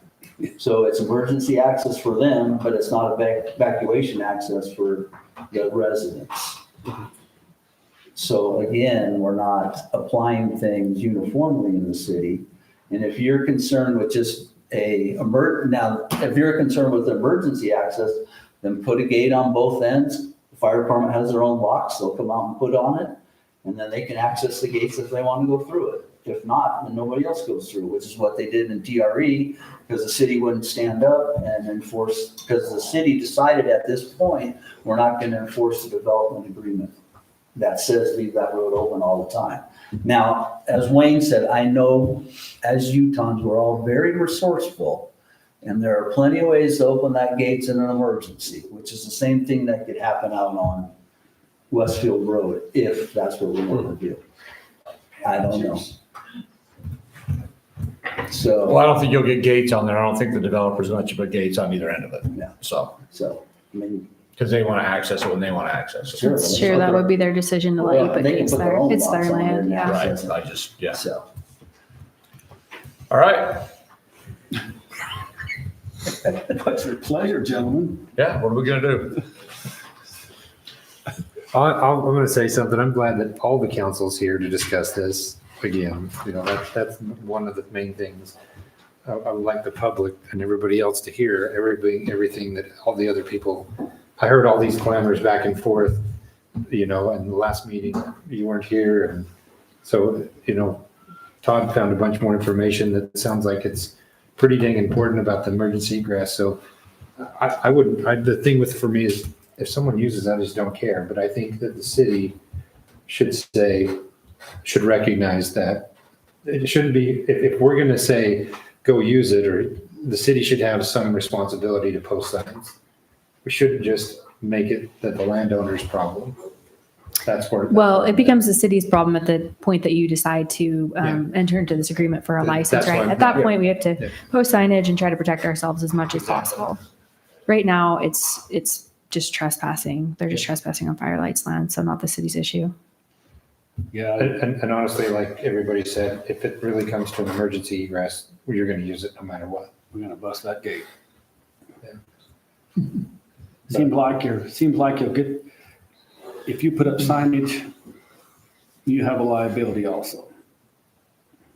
I would say you mitigate your liability, right? I don't like a may either, because it may. Well, I have to say may, because I can't say no one will ever sue you, right? We just don't live in that world. Yeah, but I think you greatly reduce your risk of somebody What would you like ever to see, Gary? prevailing on a lawsuit against you if you post signage. What would you like to see? Evacuation, emergency only? Emergency vehicles and evacuation, we can check with the fire department if they'd like to use it. If not, it'll just be evacuation only. Is that a motion? Well, I think we'd probably have to table it to rework the MOU first. Yeah, I would like to rework the MOU if we're going to go that Yes, direction yeah, with it, that's because gotta be originally it was the idea that we know the public's using it, let's let the public use it. I guess my question for you guys is, if we phrase it that way and then the public uses it, do we have any duty to prevent the public from using it? Kind of begs that question if you're the developer.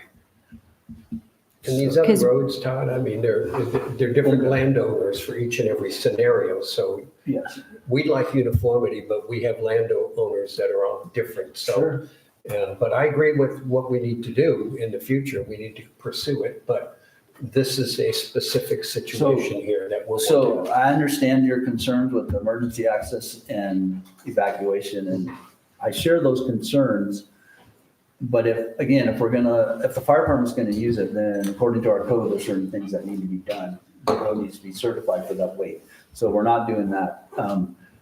The evacuation, yeah, I think that's important because right now, yeah, technically you can get out Hunter Lane most of the time unless it's damaged by the rain. Technically, we could get through the gate at Interstate Rock. However, in the last rains, I'm pretty sure that road took a hit because they were up there the next couple of days rehabbing it, Interstate Rock. So that's an issue. On both of those roads that you just mentioned, do they meet our ordinance with respect to the weight limitations and the road prep that the fire department Beats needs? me. They probably don't. Yeah, they probably don't. Yeah, I have no idea. You know, so Well, the it's the fire same department, thing. the fire department did say, our inspector did come out and in a discussion, and he did say that the road through Interstate Rock is for their, let me see if I can paraphrase. They were acceptable with the road through Interstate Rock as emergency access for their fire department rigs. Whatever that means, and however they determine that. So yeah, I mean, at this point, to me, it just makes sense. Let's just leave it a free-for-all. And if residents want to use it, they can use it great at their own risk. It's available for evacuation. We don't do anything. If Firelight doesn't like it open, then let them close it off. They're the property owner. Okay. And then to your point, we need signs on each end. We need to I don't get a think so. Oh, grant. if we just leave it as is, we don't need anything. I don't It's think we need Firelight's anything. I think we property. just leave it as a Well, free-for-all. then why do we need an MOU? Right, exactly. That's what Oh, I'm saying. so, yeah, this would be, Let's just leave it as a free-for-all. if the city our takes on the attorney- obligation The to city call has it no a road, like obligation. a licensed road of the city, then Right, things change. but- But right now, it's just residents trespassing on Yeah, so leave it- Firelight's property. So why don't we just leave it a free-for-all? I mean, a lot of the roads within Tokerville have been that, the dirt roads have been that way anyway, historically, have they not? So if we just leave it a free-for-all, and then it's up to the landowner, Firelight, or whoever to say, you know what? We don't want this to happen, put gates in. This is what Interstate Rock did. Mhm. In disagreement with the development agreement over there, but Interstate Rock says, now we don't want people going through here anymore. Well, Firelight can make that decision. too. Firelight, yeah. And then it's on Firelight. And in the MOU, they have the right to do that. Yeah, and then it's They on can just Firelight. continue it, They can do what they want. They can revoke the license at any time Yeah, I if mean, you sign this not even MOU. bothered with the license. Make it a free-for-all. I think if it's a free-for-all, they'll shut it down immediately. Well, that's on them, that's on them and not them. Then we don't have a chance for emergency access. But they Well, when haven't you done- say, yeah, when you haven't say they'll done shut it down immediately, they've been letting people use that road for 20 They're letting years, people right? use it. It's the same thing Interstate Rock did. They shut it down and we don't have access to it. I don't mind a free-for-all either, as long as I don't have any responsibility for it. Yeah. Just don't want to get. Do we post a sign if it's a free-for-all?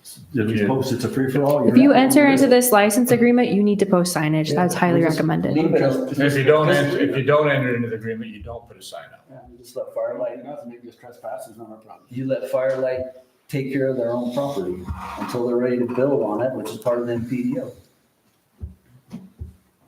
When we make a motion, I'll make a motion that we, do not enter into an agreement with Firelight. I make a motion that we do not do anything on the dirt Westfield Road. And we just leave it as it is and leave it up to the landowner to decide what they want to do with their private property. That's my motion. Do we take the bollards out that got put in? Yes. Take the bollards out, the rock. Well, that's their choice. It's their land. Yeah, but the city put it in, so yes. That's right. And remove any city. Put it in? And, The city and did. to remove any city, what's the word I'm looking for? Any city, Obstruction? yeah, on the road. That's my motion. You said, Emily?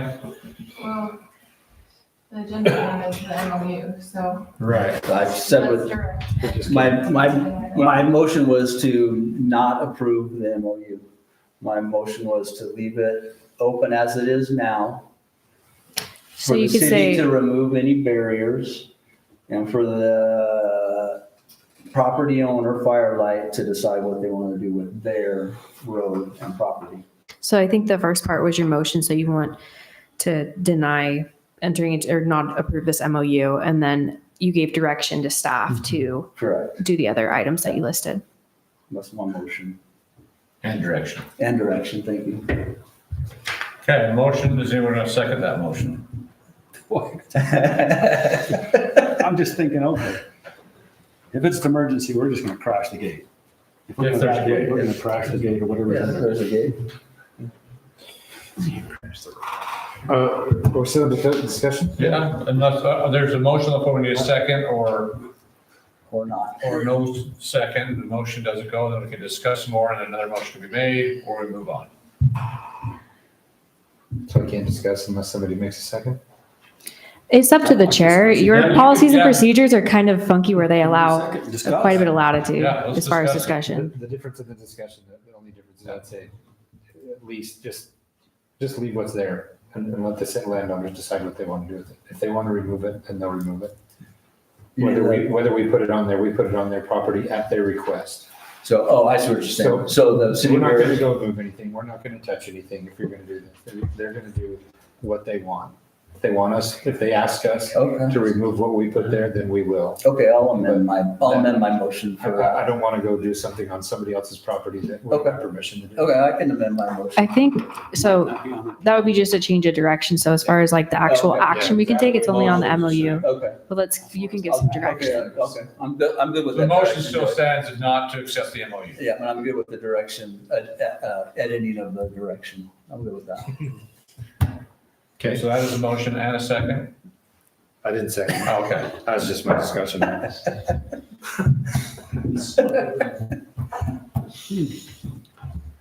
I was waiting for Gary to do something. He's over there he's ready to talk, I can tell. I'm ready to make a different motion. All right, motion dies without a second. I will entertain another motion. I move that we go ahead and table this item. And I'd like to get in contact with the fire department and see what their thoughts are on it. Table it, is that what you said? Table it. I got one comment on the fire department though. There's a 44,000 pound bridge in town and they put a sign on it, it's okay for them to run 76,000 pounds. So I don't think it's going to be any problem for them to run on that dirt road. But to Todd's point, it's an ordinance and it's basically. I'll second your motion to table. Okay, I have a motion and a second. Well, we would also table. need to rework the MOU, right? So if Right. it's possible, then we'd need to rework the MOU. Talk to the fire department, then rework So we the. just say table and then the direction would be. Wait to talk to the fire department about it. Okay. Okay, any more discussion?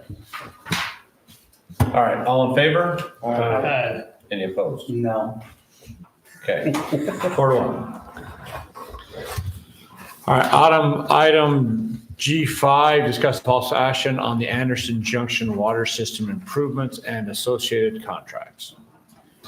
Is this Darren or Mayor, Baker? yes. So essentially, this is the water line project that we've been talking about on and off, just mentioning in my reports and such for the last few months.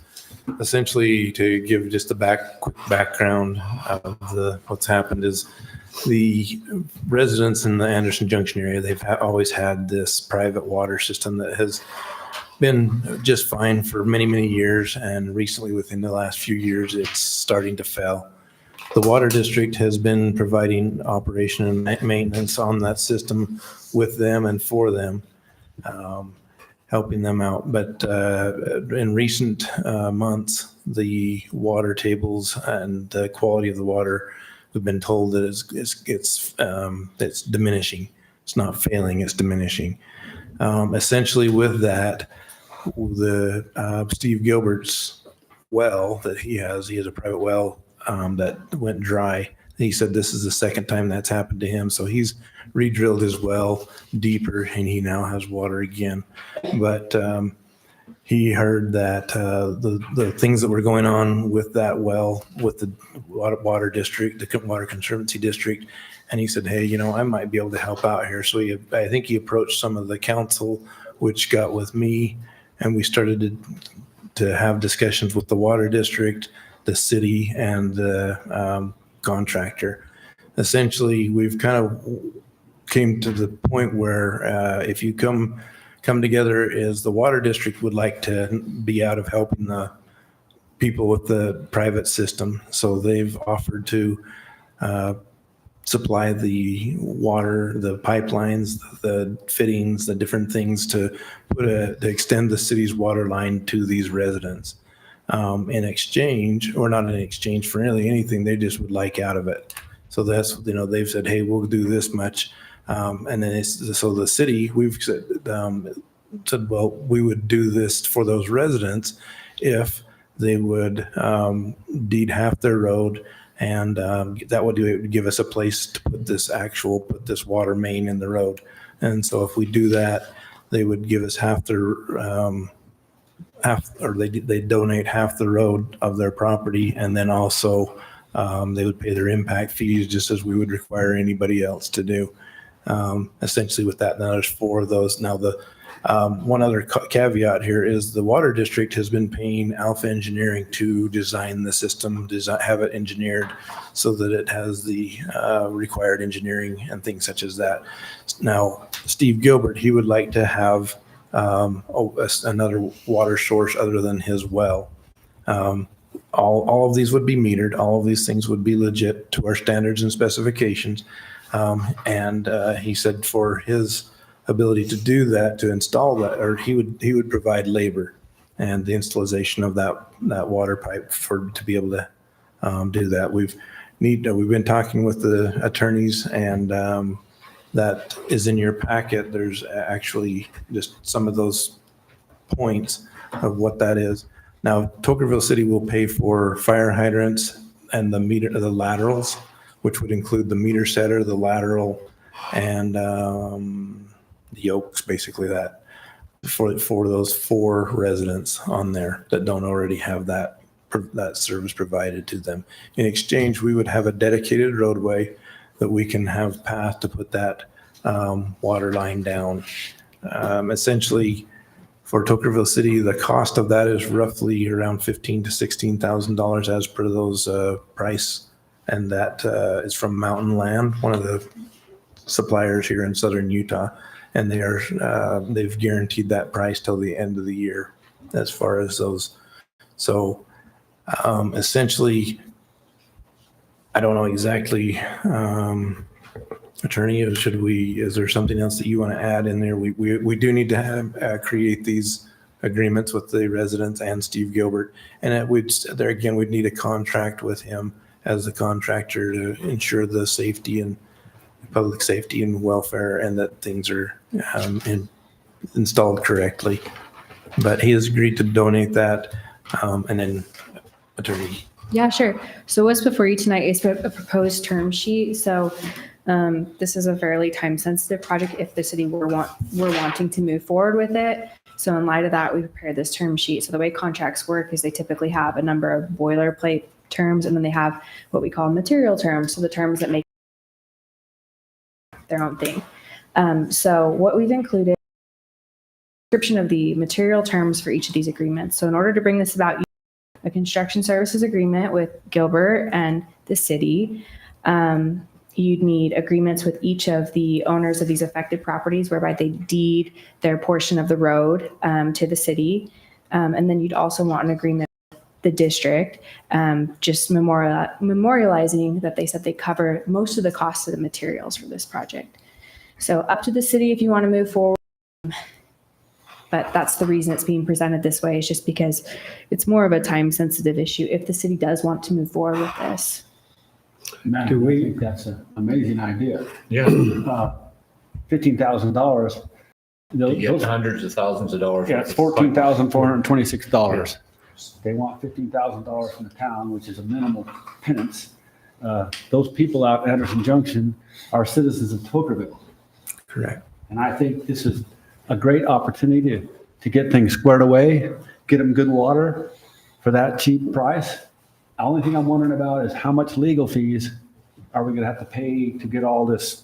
To get the contract squared away? Yes, that totally depends on, so what we'll do is we'll prepare contracts with essentially these terms in them. So we'll put these together. So let's see, 1, 2, 3 contracts essentially, because we'll have 4 contracts with each of the affected owners, but they should mostly be the same.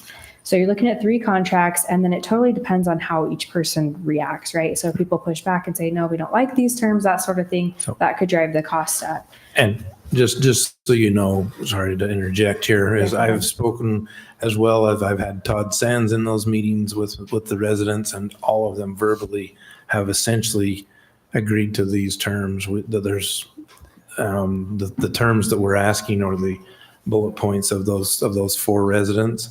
Not one of them said, no, we're not going to do this. So, you know, they are kind of getting into a point where they need clean, safe water. And these should be that agreement with the affected owners, that should be pretty simple. The construction services agreement could be a little more complex. Yeah. The agreement with the district, pretty simple. I mean, we're really only, like I said, memorializing that they're going to pay the cost of materials minus the $15,000 that they want from the city. They're paying for engineering as well. Getting at what over $15,000 we're going to pay? How much do we have to pay? Well, the way we're going to draft it is we will not pay anything over $15,000. That's how I would propose drafting it. But then if it does come to a point where we're asked to pay more than that, we have to decide. Is that including attorney fees? That's what I'm saying. So to me, if we spend $25,000 including attorney fees, we're getting 3,000 feet of pipe. We're never going to get 3,000 feet or more of pipe. Regardless of the fees. With fixtures, with fire hydrants, with laterals. Yeah. Yeah. If we're paying attorney fees to solidify that and the extra cost of 15,000, we're never in this history of this city have we ever got that much pipeline for that price, and we never will again. So Darren, let me ask you a question. When all the residents agreed to this, did they also agree to signing over 0.4 acre feet of water to the district? Yes. So they did. Right, Now, so there was one that might not deed the 0.4. They might just pay the water district's impact fee. Okay, so in essence, then, to Wayne's point, the legal fees are going to be higher if we have to fight with each and every resident over this issue. But since that's. It Well, sounds they- like that they- probably won't be the case. They based on our verbally discussions. have already, Yeah, and okay. they've actually came to the water So district therefore, asking for help. They've come to the city asking for they'll be help. basically writing contracts and not having to deal with the residents. This is Signature. something that the residents and the city's been working on Yeah. for way before our time. I know Ty Bringers has It's- talked about this when I first came aboard, and it just Sure. wouldn't work. And we got to get some good water to them guys. Yes, No we doubt do. about it. What are they going to do with So- the well that they're not going to use any longer? Decommission it. Yeah, they'll decommission it and they'll move those water water rights That's what to the 24 Cotton acre Well or feet somewhere. is going to be transferred To the water to the district. district. Okay. That's what the district wants for putting the $100,000+ in parts. Right. Okay. Because I moved the city staff and to sign contracts for $20,000. I'd go with the $20,000, not to exceed that. I was hoping for Is that a 14. motion? Yes, that's a motion. That's a great motion. I Is it second a motion? There's motion and a second. I got a couple questions. Not Yeah, to real exceed quick. 20. Darren, I know I've been with you. Yeah. And just remind me, is this getting everything that we wanted? up Yes, there? this is really, because we pushed this back and forth is, do we make them give us the road in a dedication Right. or do we get an easement or anything like that? I need a dedication. We get a road dedication. Tokerville City is pretty solid that way. Okay. Easements are okay, but they're not as solid as something like that. And then what gives us the ability to improve those roads later. Okay. And then, go ahead, Ben. It also doesn't loop the line around. That was going to be my next question. Yeah. It does not loop the line around, which we were hoping we could do. Yeah, Okay, not which a- means that it's not gonna give us anything toward the future development of the water district property as well Yeah. as the future So- development of a potential public works. So it will.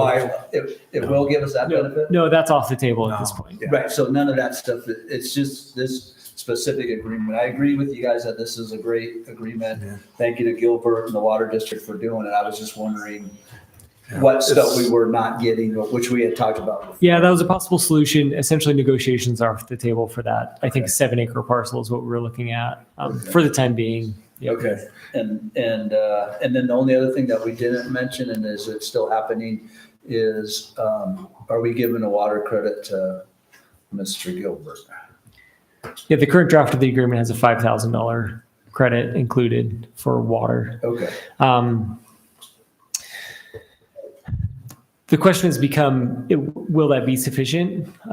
He may ask for more, kind of depending. It could be that we redirect him to the water district, requesting that credit, because essentially the city's paying for every dollar of water. This is wholesale water from the district, not water provided by our own water rights. So I think if additional water credit is requested, we'd probably redirect him to the district to obtain that credit, and then we just pass it through. Have we asked the water district at all about it? Any help with the credit yet? No, Not yet. since they're doing the other big Yeah. supplies. Paying for the pipe and. right. Okay. But I Go ahead. don't know. So we still have a motion and a second. And then, on the- okay, and then, so the 15, the potential attorney fees, the 5,000 for the water credit, what are we comfortable I'm with? not going to How spend much? any more for 5,000. I'm going to put a cap on it for 20. The cap on the 20 is only for the improvement of the water line. That has It's just, Nothing to do with and it. contracts. And contracts? Yeah. It's up to you guys whether you want to place that limitation. I doubt our legal fees would exceed 5,000, but you just never know until you negotiate the deal. We haven't Oh, put neighbors the out full there are contract willing and together, right? I willing. only gave you a term sheet, so there's that. Brown water days are over. I'll Okay. make that motion if you're ready. You want to correct your, you want to change your motion? Yeah, Or- I'll Okay. do it more. I make a motion that Tokerville City authorizes the mayor to work with the city staff and sign contracts with the Washington County Water Conservancy District's residents of Seven Seas Lane and Gilbert Development, and to cap the expenditure in the amount not to exceed 20,000. I'll re-second the motion. We have a motion and a second. Any further discussion on this item? We'll do a roll call vote. It's on your end, Joey. Aye. Aye. Aye. All right, motion carries. All right, item G6, discuss the possible action on ordinance 2025 and ordinance adopting, designating anew the highway commercial zone district for the subject Litchfield property as reflected in the 2024 general plan. All right, Joey. Do you want me to start or you to start, Joey? Go ahead. Okay, so I'll just give you guys the general background here. Some of this will be, something you've already seen before in your packet, but I'll just run you through it. So in 2023, after a negative recommendation from the Planning Commission, council rezoned the Litchfield property from R120 to highway commercial. Raymond Benz subsequently filed a lawsuit against the city. And in his lawsuit, he alleged that the city failed to follow proper processes in connection with the highway commercial designation. So one of his arguments was that a portion of the Litchfield property was designated as residential, not commercial. So the entirety of the property shouldn't have been given this commercial zoning. At the lower court level, summary judgment was entered in favor of the city. So this means the city won on all of its causes of action. However, there's a right to appeal. So Benz has appealed and the case is now pending before the Utah Court of Appeals. So since then, things have changed. In 2024, Planning Commission recommended by unanimous vote, and then council subsequently adopted the 2024 general plan. One of the key differences in the 2024 general plan is that the Litchfield property, all of it, is designated as commercial. Residents of a city could have challenged the adoption of this plan. They had 30 days. Nobody did so. Nobody challenged it. So what's before you tonight is an ordinance that would essentially designate anew this subject Litchfield property based upon the changes in the 2024 general plan, meaning, this area is entirely reflected as commercial, whereas before it was not. So considering this in new circumstances, I want to be clear that what we're doing tonight is not going back and looking at the prior zone change or any of that. This is looking at this property and deciding whether council wants to designate it anew as highway commercial in light of these new circumstances. So that's what's before you tonight.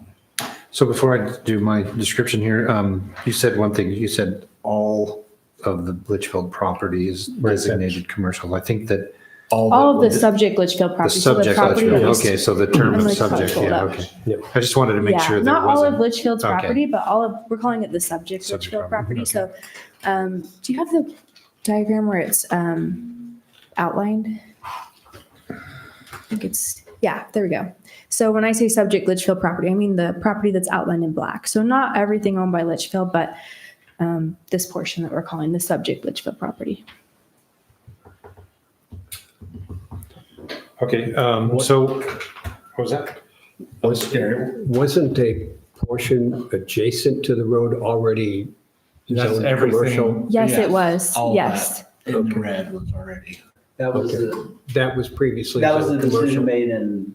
We don't have it 2023, depicted correct? up here, That but was- originally the way it was a part of it was designated as commercial and a part as residential in our general plan. Now the general plan shows the entirety of that parcel as commercial. The highway commercial originally is way back. So Joey's So got some I've been asked to give kind information. of a brief history and kind of bring out some issues that we've seen that have been brought up. And so I had to write all this down so I could stay on track, and I'll probably get off track again, but I'll do my very best to kind of give a better history. So Ben, I've been asked to give this brief history of the city count that relates to this zone change. My intentions are to bring some truth and transparency that could not be given before this time because of litigation.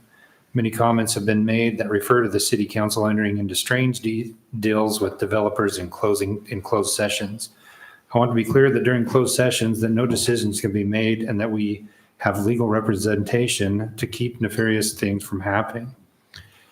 If you were to look behind the curtain, most of these conversations are very simple and mainly information that could affect future plans. To my knowledge, there have been no prior comments from the city about this topic. All posts and outside comments that people are referring to have come from articles written by Tokerville citizens and or social media posts.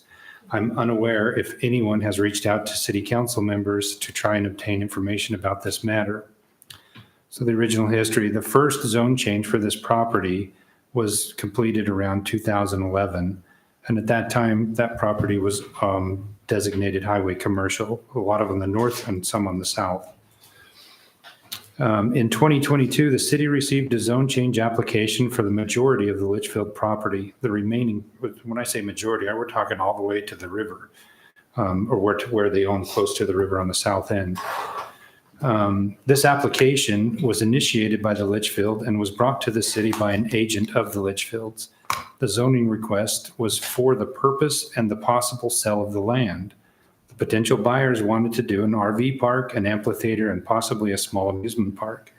I believe this is an important point, as this zone change had nothing to do with the exchange of land, but to possibly facilitate the sale of the land to a developer. The developer was not willing to purchase the land without knowing that they would be able to get the entitlements that they needed to complete their project. I believe that the city council had no interest in changing the entire property to commercial zoning. When I say entire property, I'm talking all the way to the river. I believe the applicant suspected that and asked for smaller sections of the property to be considered. The reason I voted for this zone change was simple. There was already commercial property adjoining the requested parcel. At that time, I thought it was best that the wedding event center be brought under commercial zoning so that we could more effectively seek enforcement of noise and light issues by having them come into compliance with business licenses. Let's see. And also, I asked, can you bring that map up? Do you have access to that? Another consideration that I looked at the actual area that this zone change could affect. And when you put in the amount of land in comparison to the floodway and the property line and the hillside ordinance, it's a very small area that can actually be built on or used or anything in that nature.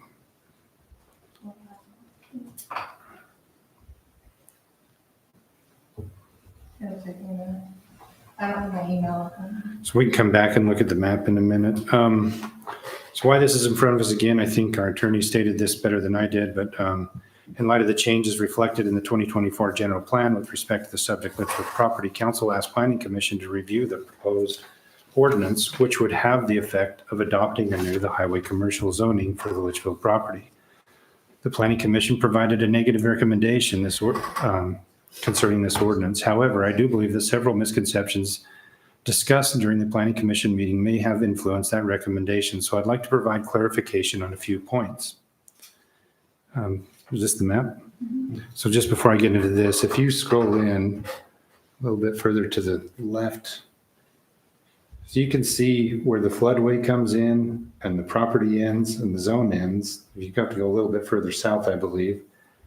You can see anything outside the blue hashed and then inside of the yellow, there really is not very much usable land in that space. That was one of my considerations to back onto there. I would like to provide a few of the clarifications on these few points.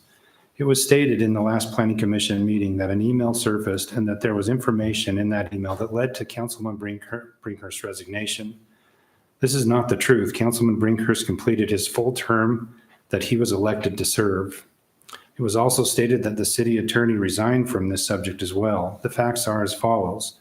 Attorney Snow did not resign for any issue to do with the Bent's lawsuit or zone change of the Litchfield property, but did resign a few months later because of a growing conflict between a developer within the city. After Attorney Snow's resignation, the city council concluded that he had the most knowledge in this litigation and that it was best to keep Attorney Snow as the legal counsel representing the city in the Bent's lawsuit. The trial court decision was that the city council used its legislative powers correctly and ruled in favor of the city. Council members and staff are doing the same for all property owners. Oh, let's miss that one. Sorry.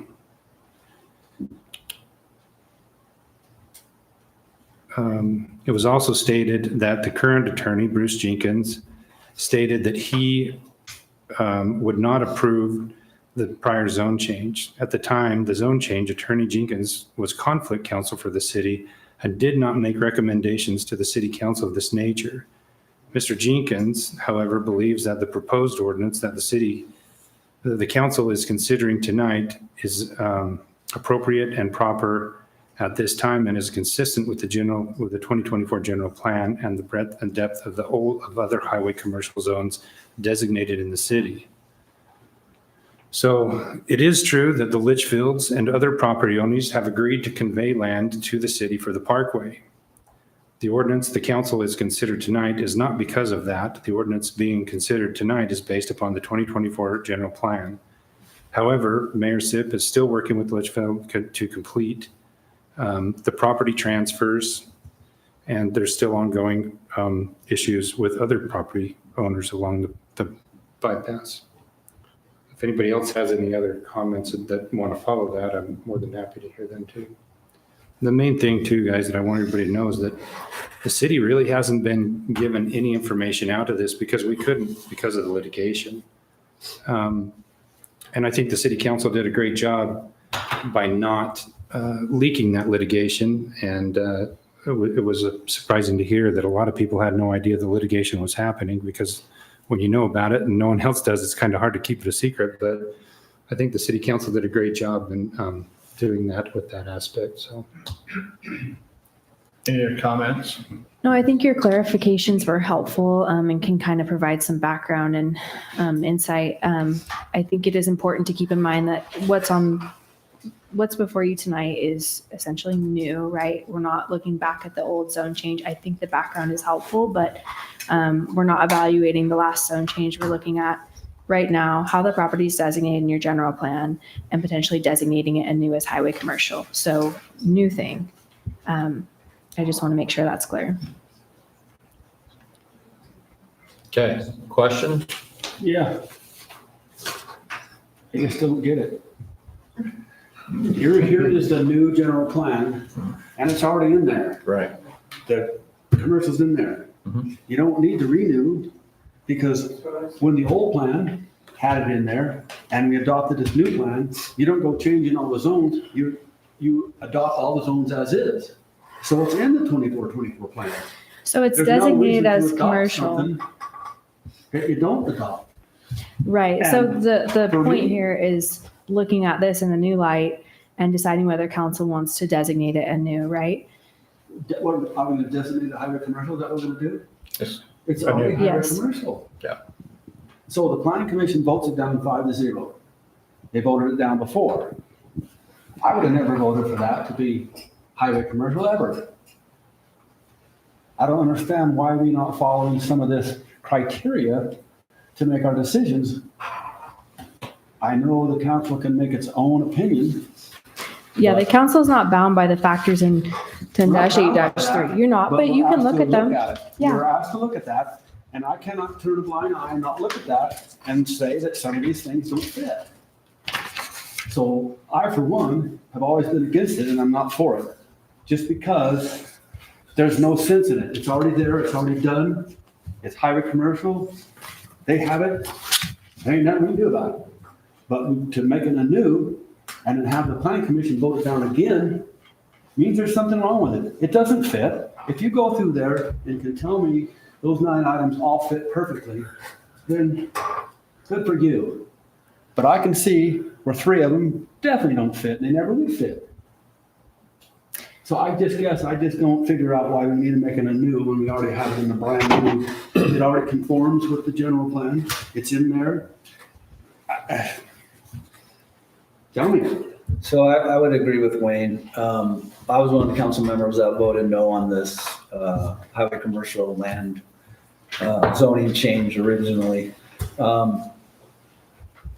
It passed. I would disagree with the Ben's lawsuit that we didn't follow the proper process. So I think we did. Well, we won at the trial court level. The Okay, trial I court judge understand. granted summary So- judgment. So I would. So, Okay, yes, it is so- a win. When you win on a summary judgment motion, that's Okay, a win. So this is my turn to talk. Go ahead. So,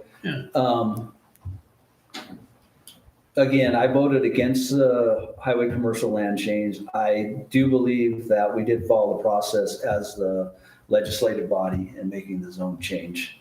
I didn't agree with it, but it was done, in my opinion, the process was correct. And as Kayla said, it appears that the first court Case agreed with that.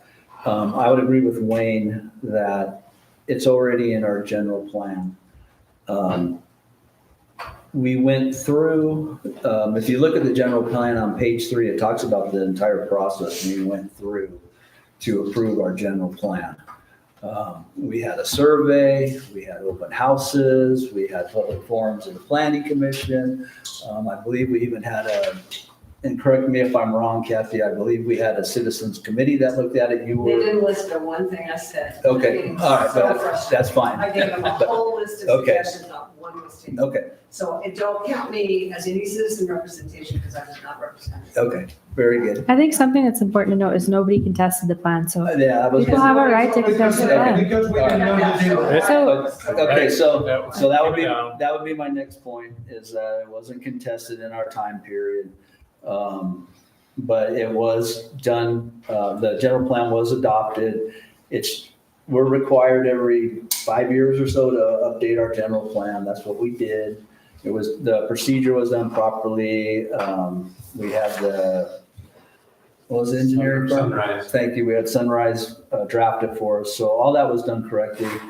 The general plan and the zoning maps mimic each other, or the same. The only difference between, and correct me if I'm wrong, the only difference between the general plan is it's general. Our zoning map is specific. So our general plan shows that area as commercial. The zoning map shows it as highway commercial, specific to what the council decision was back in 23. So I agree with Wayne. I don't see the reason that we need to reaffirm it. It's already in the general plan. It's already been approved as highway commercial. And I understand if you want to tell me what the real point that we're doing this, then feel free to tell me. We're the ones that asked planning commission to look at it. yeah, I you guys understand asked that. planning The commission. reason Well, we're looking at then this tell is me- because tell the me the- 2024 general plan was not contested. And the city council is looking at this in a new light and seeing if we're going to contest it against the 2024 general. All right, let me rephrase that then. Our zoning map shows it's highway commercial. Our general plan shows it's commercial. That's in line with what the council decided back in 2023. Again, what Wayne's asking, I think, and jump in here, Wayne, is what is the purpose and the reason that we're doing this? Tell me exactly why we're doing this. If you don't want to disclose it, then I'll understand. But tell me the reason we're doing this. So I think you're kind of getting at like whether there's something nefarious going I'm on not here. getting at nefarious That's not at what's all. going on here. So we've asked council to look at this anew. Council has the authority to do that. Council has the authority to designate zoning districts. So at any time, council can take it upon itself and redesignate something. So to be candid, if you guys were to approve this, we will use it as evidence that the prior zone change was potentially moot. If you guys approve it, we will use it as that. But so we're not hiding the ball here. Okay, We said this at planning so then commission the too. reason this is here. That's is not the reason this is here tonight, though. You guys cannot vote on this and say, we're doing this to get ourselves out of litigation or something. You can't do that. So if you want to look at this and redesignate it, you have the authority to do that. So do we need to go back and redesignate all our other zoning changes then? You Just to make sure? you could do But that. You what's could the pur- redesignate every single zone in this. So is that in this- something that we're gonna do every time we change city council members? We're gonna have to come back and, we got new council members on here. We need to revisit this zoning change. Is that what we're gonna do? Not necessarily, but if Well, you I wanted mean, to, that's you what you're could. saying. You could. So in other words, when we get a council change right here and we don't like how we zoned, pick something, we're gonna go ahead and revisit it? Don't we have, once the council makes the decision, it's not like we're gonna go back and second guess everything with a new council. You could. You could. So that's how we wanna operate? That's what. Yeah, so what's before you tonight is asking specifically whether you'd like to redesignate this particular property. Well, how is that gonna, let me, go ahead. Let me ask, how, if the council approves something for a developer, and then we get a new council and they're gonna say, sorry, we rezoned it, sorry, you're out, developer. And then we're gonna be That's not a another. legislative action. You can't do that. Okay, This well, is a Kayla just said we legislative could. No. Sorry, I'm you're getting a little asking lost here because different- we're flying a You're little asking fast. to change something with the developer. That's not a legislative. No, what I'm asking is that Kayla said that a new council could come back in and go back look at a zone. And if we didn't like how it was, a new council could change it. You would be setting yourself up Okay. a lot of the time for Okay, well, you litigation, just like said say that if you downgrade a just- zoning, but it does happen. You Okay, so can you do just said that. we could do that. So how are we gonna entrust any zone changes to our developers when a new council comes in and says, nah, you know what? That last council that changed this, pick a zone. We don't like it, so we're gonna change it to something else. Well, I gotta throw something in here. That's happened almost in every spot in the city. It has been zoned agriculture at one point and then it went to residential.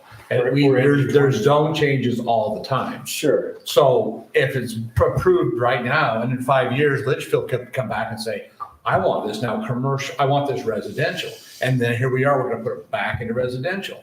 So they want us to do this to say, we did it right the first time, we're gonna do it right the second time, and we're gonna stick with what we did the first time.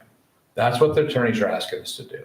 Yeah. We're not gonna go back and say, in 30 days or 60 days, we decided we don't wanna, we're not gonna give Darcy Stewart what he wants. We're gonna change his zone. Yeah, we could do that, but we're gonna have a lawsuit bigger than the town of Tokerville could ever jump over. Like the one you got right So- now. Hey, stop. So, Listen, you just said something that we did it right the first time. It's highway commercial. So are we gonna do it right the second time? Are you gonna look at this? The city council recognized the planning commission do not, the city council is bound to consider the factors of Tocqueville City. The city council offers an opinion and believes those factors are satisfied for at least the following reasons below. So you're gonna have to go through these following reasons right now and tell yourself. You're not bound by No. those. You're not bound by them, yeah. but it says right here. Listen to me. It's the city council offers opinion and believes those factors are satisfied for at least the following reasons. 1, 2, 3, 4, 5, 6, 7, 8, 9. That's what it says. So we're not here to go through that completely again, but now you have to go through that again. So. Yeah, but what I'm saying is it's not mandatory like it is at the planning commission for you to find that. You're not bound by those You're telling the factors. planning commission. The that planning commission has to find those factors because your code they says they do. But, and that's You why don't. they're there, is to find the factors that doesn't fit. You don't And now we know why they necessarily, don't so fit and why they with said no. council, Yeah, but- there's yeah. a lot more latitude. So Yeah, council no, is you not have bound by latitude. those. But the planning commission is there to advise you, and they've failed it twice, and it's still highway commercial no matter what. So So we let still me say have to go something. through though. here. Every time a zone change comes in, the planning commission could find a problem with one of them 9. I can Let's find say, a problem hold right now on, with 3 let's- of them. Let's just say someone has MU20 and someone wants to go to residential. And they say, well, that residential might create a traffic hazard. That would be against that criteria. And the planning commission should probably say, no, I'm sorry. The planning Well, commission that's has to follow that criteria. The city council. You don't does have to not. follow this criteria. The city council does not. The planning But you have to commission read does. it. You have to read this, and give us the reason why not. That's what the planning commission does, is they go through those 9, they recommend them to the city, and then the city can decide yes or no. But see, The city like, looks at these. but the city City council. looks at these. Well, yes, I know, the city council though has a lot wider area and within our city code. If you look at the code, the purpose of a zone change is to preserve the natural beauty and topography of the city. It's to provide harmonious and coordinated development in the city. It's to coordinate with the general plan. It's to adopt careful study for public input, review the hearings. It's to plan for economic value that helps the city. So we look at a lot of other things besides what the planning commission recommends. Realize that. So, But this is telling you to look at this too. We also. We do. If there's But you're not factors, looking at so it. you're not bound to find all of them. So We you don't know have to, that. you You're not don't have bound. to find all 9. But if you I'm say, gonna I don't go- like 3 of them, I'm you gonna go wreck a take them neighborhood off. because I'm gonna surround it with RV parks, because I think that's a good thing to do. I don't care about the citizens. I'm gonna wreck their neighborhood because we have the latitude not to even look at this. You know, you So- have trucks coming off the hill with Jake brakes. It's miserable down there with that. You can call the ordinances, but you're not looking at it. You're turning a blind eye to it. I won't turn a blind eye to it. I'm not turning a And I'm blind eye not to it. changing the I'm zone saying you either. should look at those So what things, are but we you here can for? consider other things. What are we here for? If you're not gonna look at this, you're not gonna take any advice, why are we even here? Because it's already highway commercial. There's nothing anybody can do about it. What we're here to do, decide if this council thinks it fits the 2024 general plan It's in there, it fits it, it's right here. That's it. If it fits it, then how could you deny That's what we're it? asking, right? Yeah. Yeah, that's Asking what to we say- started the conversation. So we're not sure it fits the plan, so let's vote again that it fits the plan. We're gonna vote again to see if Well, it fits. does the it not fit the plan? I mean, now the entire area has been designated as commercial, so at this point, things are different. We're not looking at circumstances back in 2023. We're in 2025. Things are different. I Your understand general where you're going plan's with this. different. So then, But you're not understanding the other point of view, you're not understanding the citizen, you're not understanding the planning commission. You're making your own selfish decision based on. I don't make what you any guys want, decisions. 'cause You guys want make that. the You decision. guys want that. so I didn't want it, I don't want it, I don't want it now. how But about, there's nothing I can do about it because it's there. how about this, Wayne? How about this? And I'll throw a motion out there and you see if that's good for a second. I make a motion that the city council reaffirms the adoption of the 2024 general plan as well as the existing zoning map. That's my You motion. can do that. That's my motion. But they are one as I'm- one. All we're doing is affirming that we I'll second that adopted, motion. all I'm doing is affirming that we adopted the 2024 general plan and the zoning map as it is now. That's all we're doing is reaffirming that. We voted for it, it was approved, you voted for the general plan to approve it. There it is, all we're doing, Had it in there. all we're doing is we're not saying anything about this zone change, all we're doing is re-adopting the general plan and the zoning. Why would you do that? That's what we're asking That's, right now. why do we do that? Just so this council is reaffirming the fact that we agree with the way the general plan is. You think the and the way zoning, and the yeah, zoning conforms map with your is. general That's what plan. we're doing. I would say this is, We already agree. I have a motion and a second. Thanks, Gary. I might suggest that this is already a agree. material deviation from the ordinance as presented on the agenda. Yeah, we probably have to table it. Well, We already. So- Well, right now there's a motion. Yeah, well, motion and a second. that motion doesn't carry. We're going, Yeah, a that motion doesn't- for an ordinance, not a motion to approve the general plan or reaffirm the general plan. We have in front of us, An that ordinance motion is a adopting, theoretical motion. Designating a new. So Kayla, is I my would motion valid or not? No. No, it's we not. can't take that action tonight because Ben is right. It'd be substantially different than what's on the Okay. agenda. But Joe, you had we something to can, say? you can give us direction to prepare an ordinance that Well, I'll make another says what you're motion. saying. That is an Joe, option. what's your? I'd move to approve ordinance 2025.XX and ordinance adopting and designating anew the highway commercial zone district for subject Litchfield property as reflected in the 2024 general plan. Whatever. I guess I've got to go. I through have a all these- motion. All these zones and we'll renew everything, just because it's already there. It's already approved, the plan's already been approved, everybody voted on it, we all voted to accept the plan, and now we're second guessing to accept the plan again. To set the zoning. So I have a motion on the floor.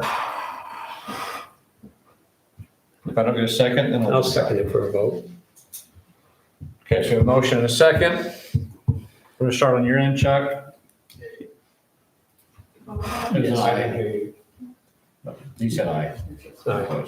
No. Aye. All right, motion carries 3-2. All right, we're moving on to calendar of events. Washington County Historical Society Tocqueville Walking Tour. Lynn and Kay Chamberlain have been asked by the county to give a walking tour for Tocqueville. November 8th at 10 a.m. starts here at the Old Town Hall. Calendar events. Number 2, Veterans Day Cinnamon. So next Tuesday, November 11th. If you know a veteran or you are a veteran, get them in here to the city offices and pick up a donut. Cinnamon roll. Cinnamon roll, not a donut, but cinnamon roll. Number 3, Tocqueville Trails Turkey Trot, Thursday, November 27th. Item number 4, Christmas tree lighting, Monday, December 1st at 6 p.m., Old Town Hall. Winter community cleanup, Saturday, December 6th. JD talked about this, 6th and 7th. We'll have the dumpsters in the usual locations, JD. Center Street Park, Westfield Park, and TRE Park. Item number 6 on our calendar events is Reese Across America, Saturday, December 13th at 10 a.m. at Tocqueville City Cemetery. All of these are great activities. Come out and support them. I need a motion to close this meeting for this evening. Move we close. You mean just a closed session? Move just to adjourn, sorry. Motion here. One thing to say, Okay. just off base. The truck stop. It needs our support. Great restaurant, No, that's good amazing. prices. It's a nice place.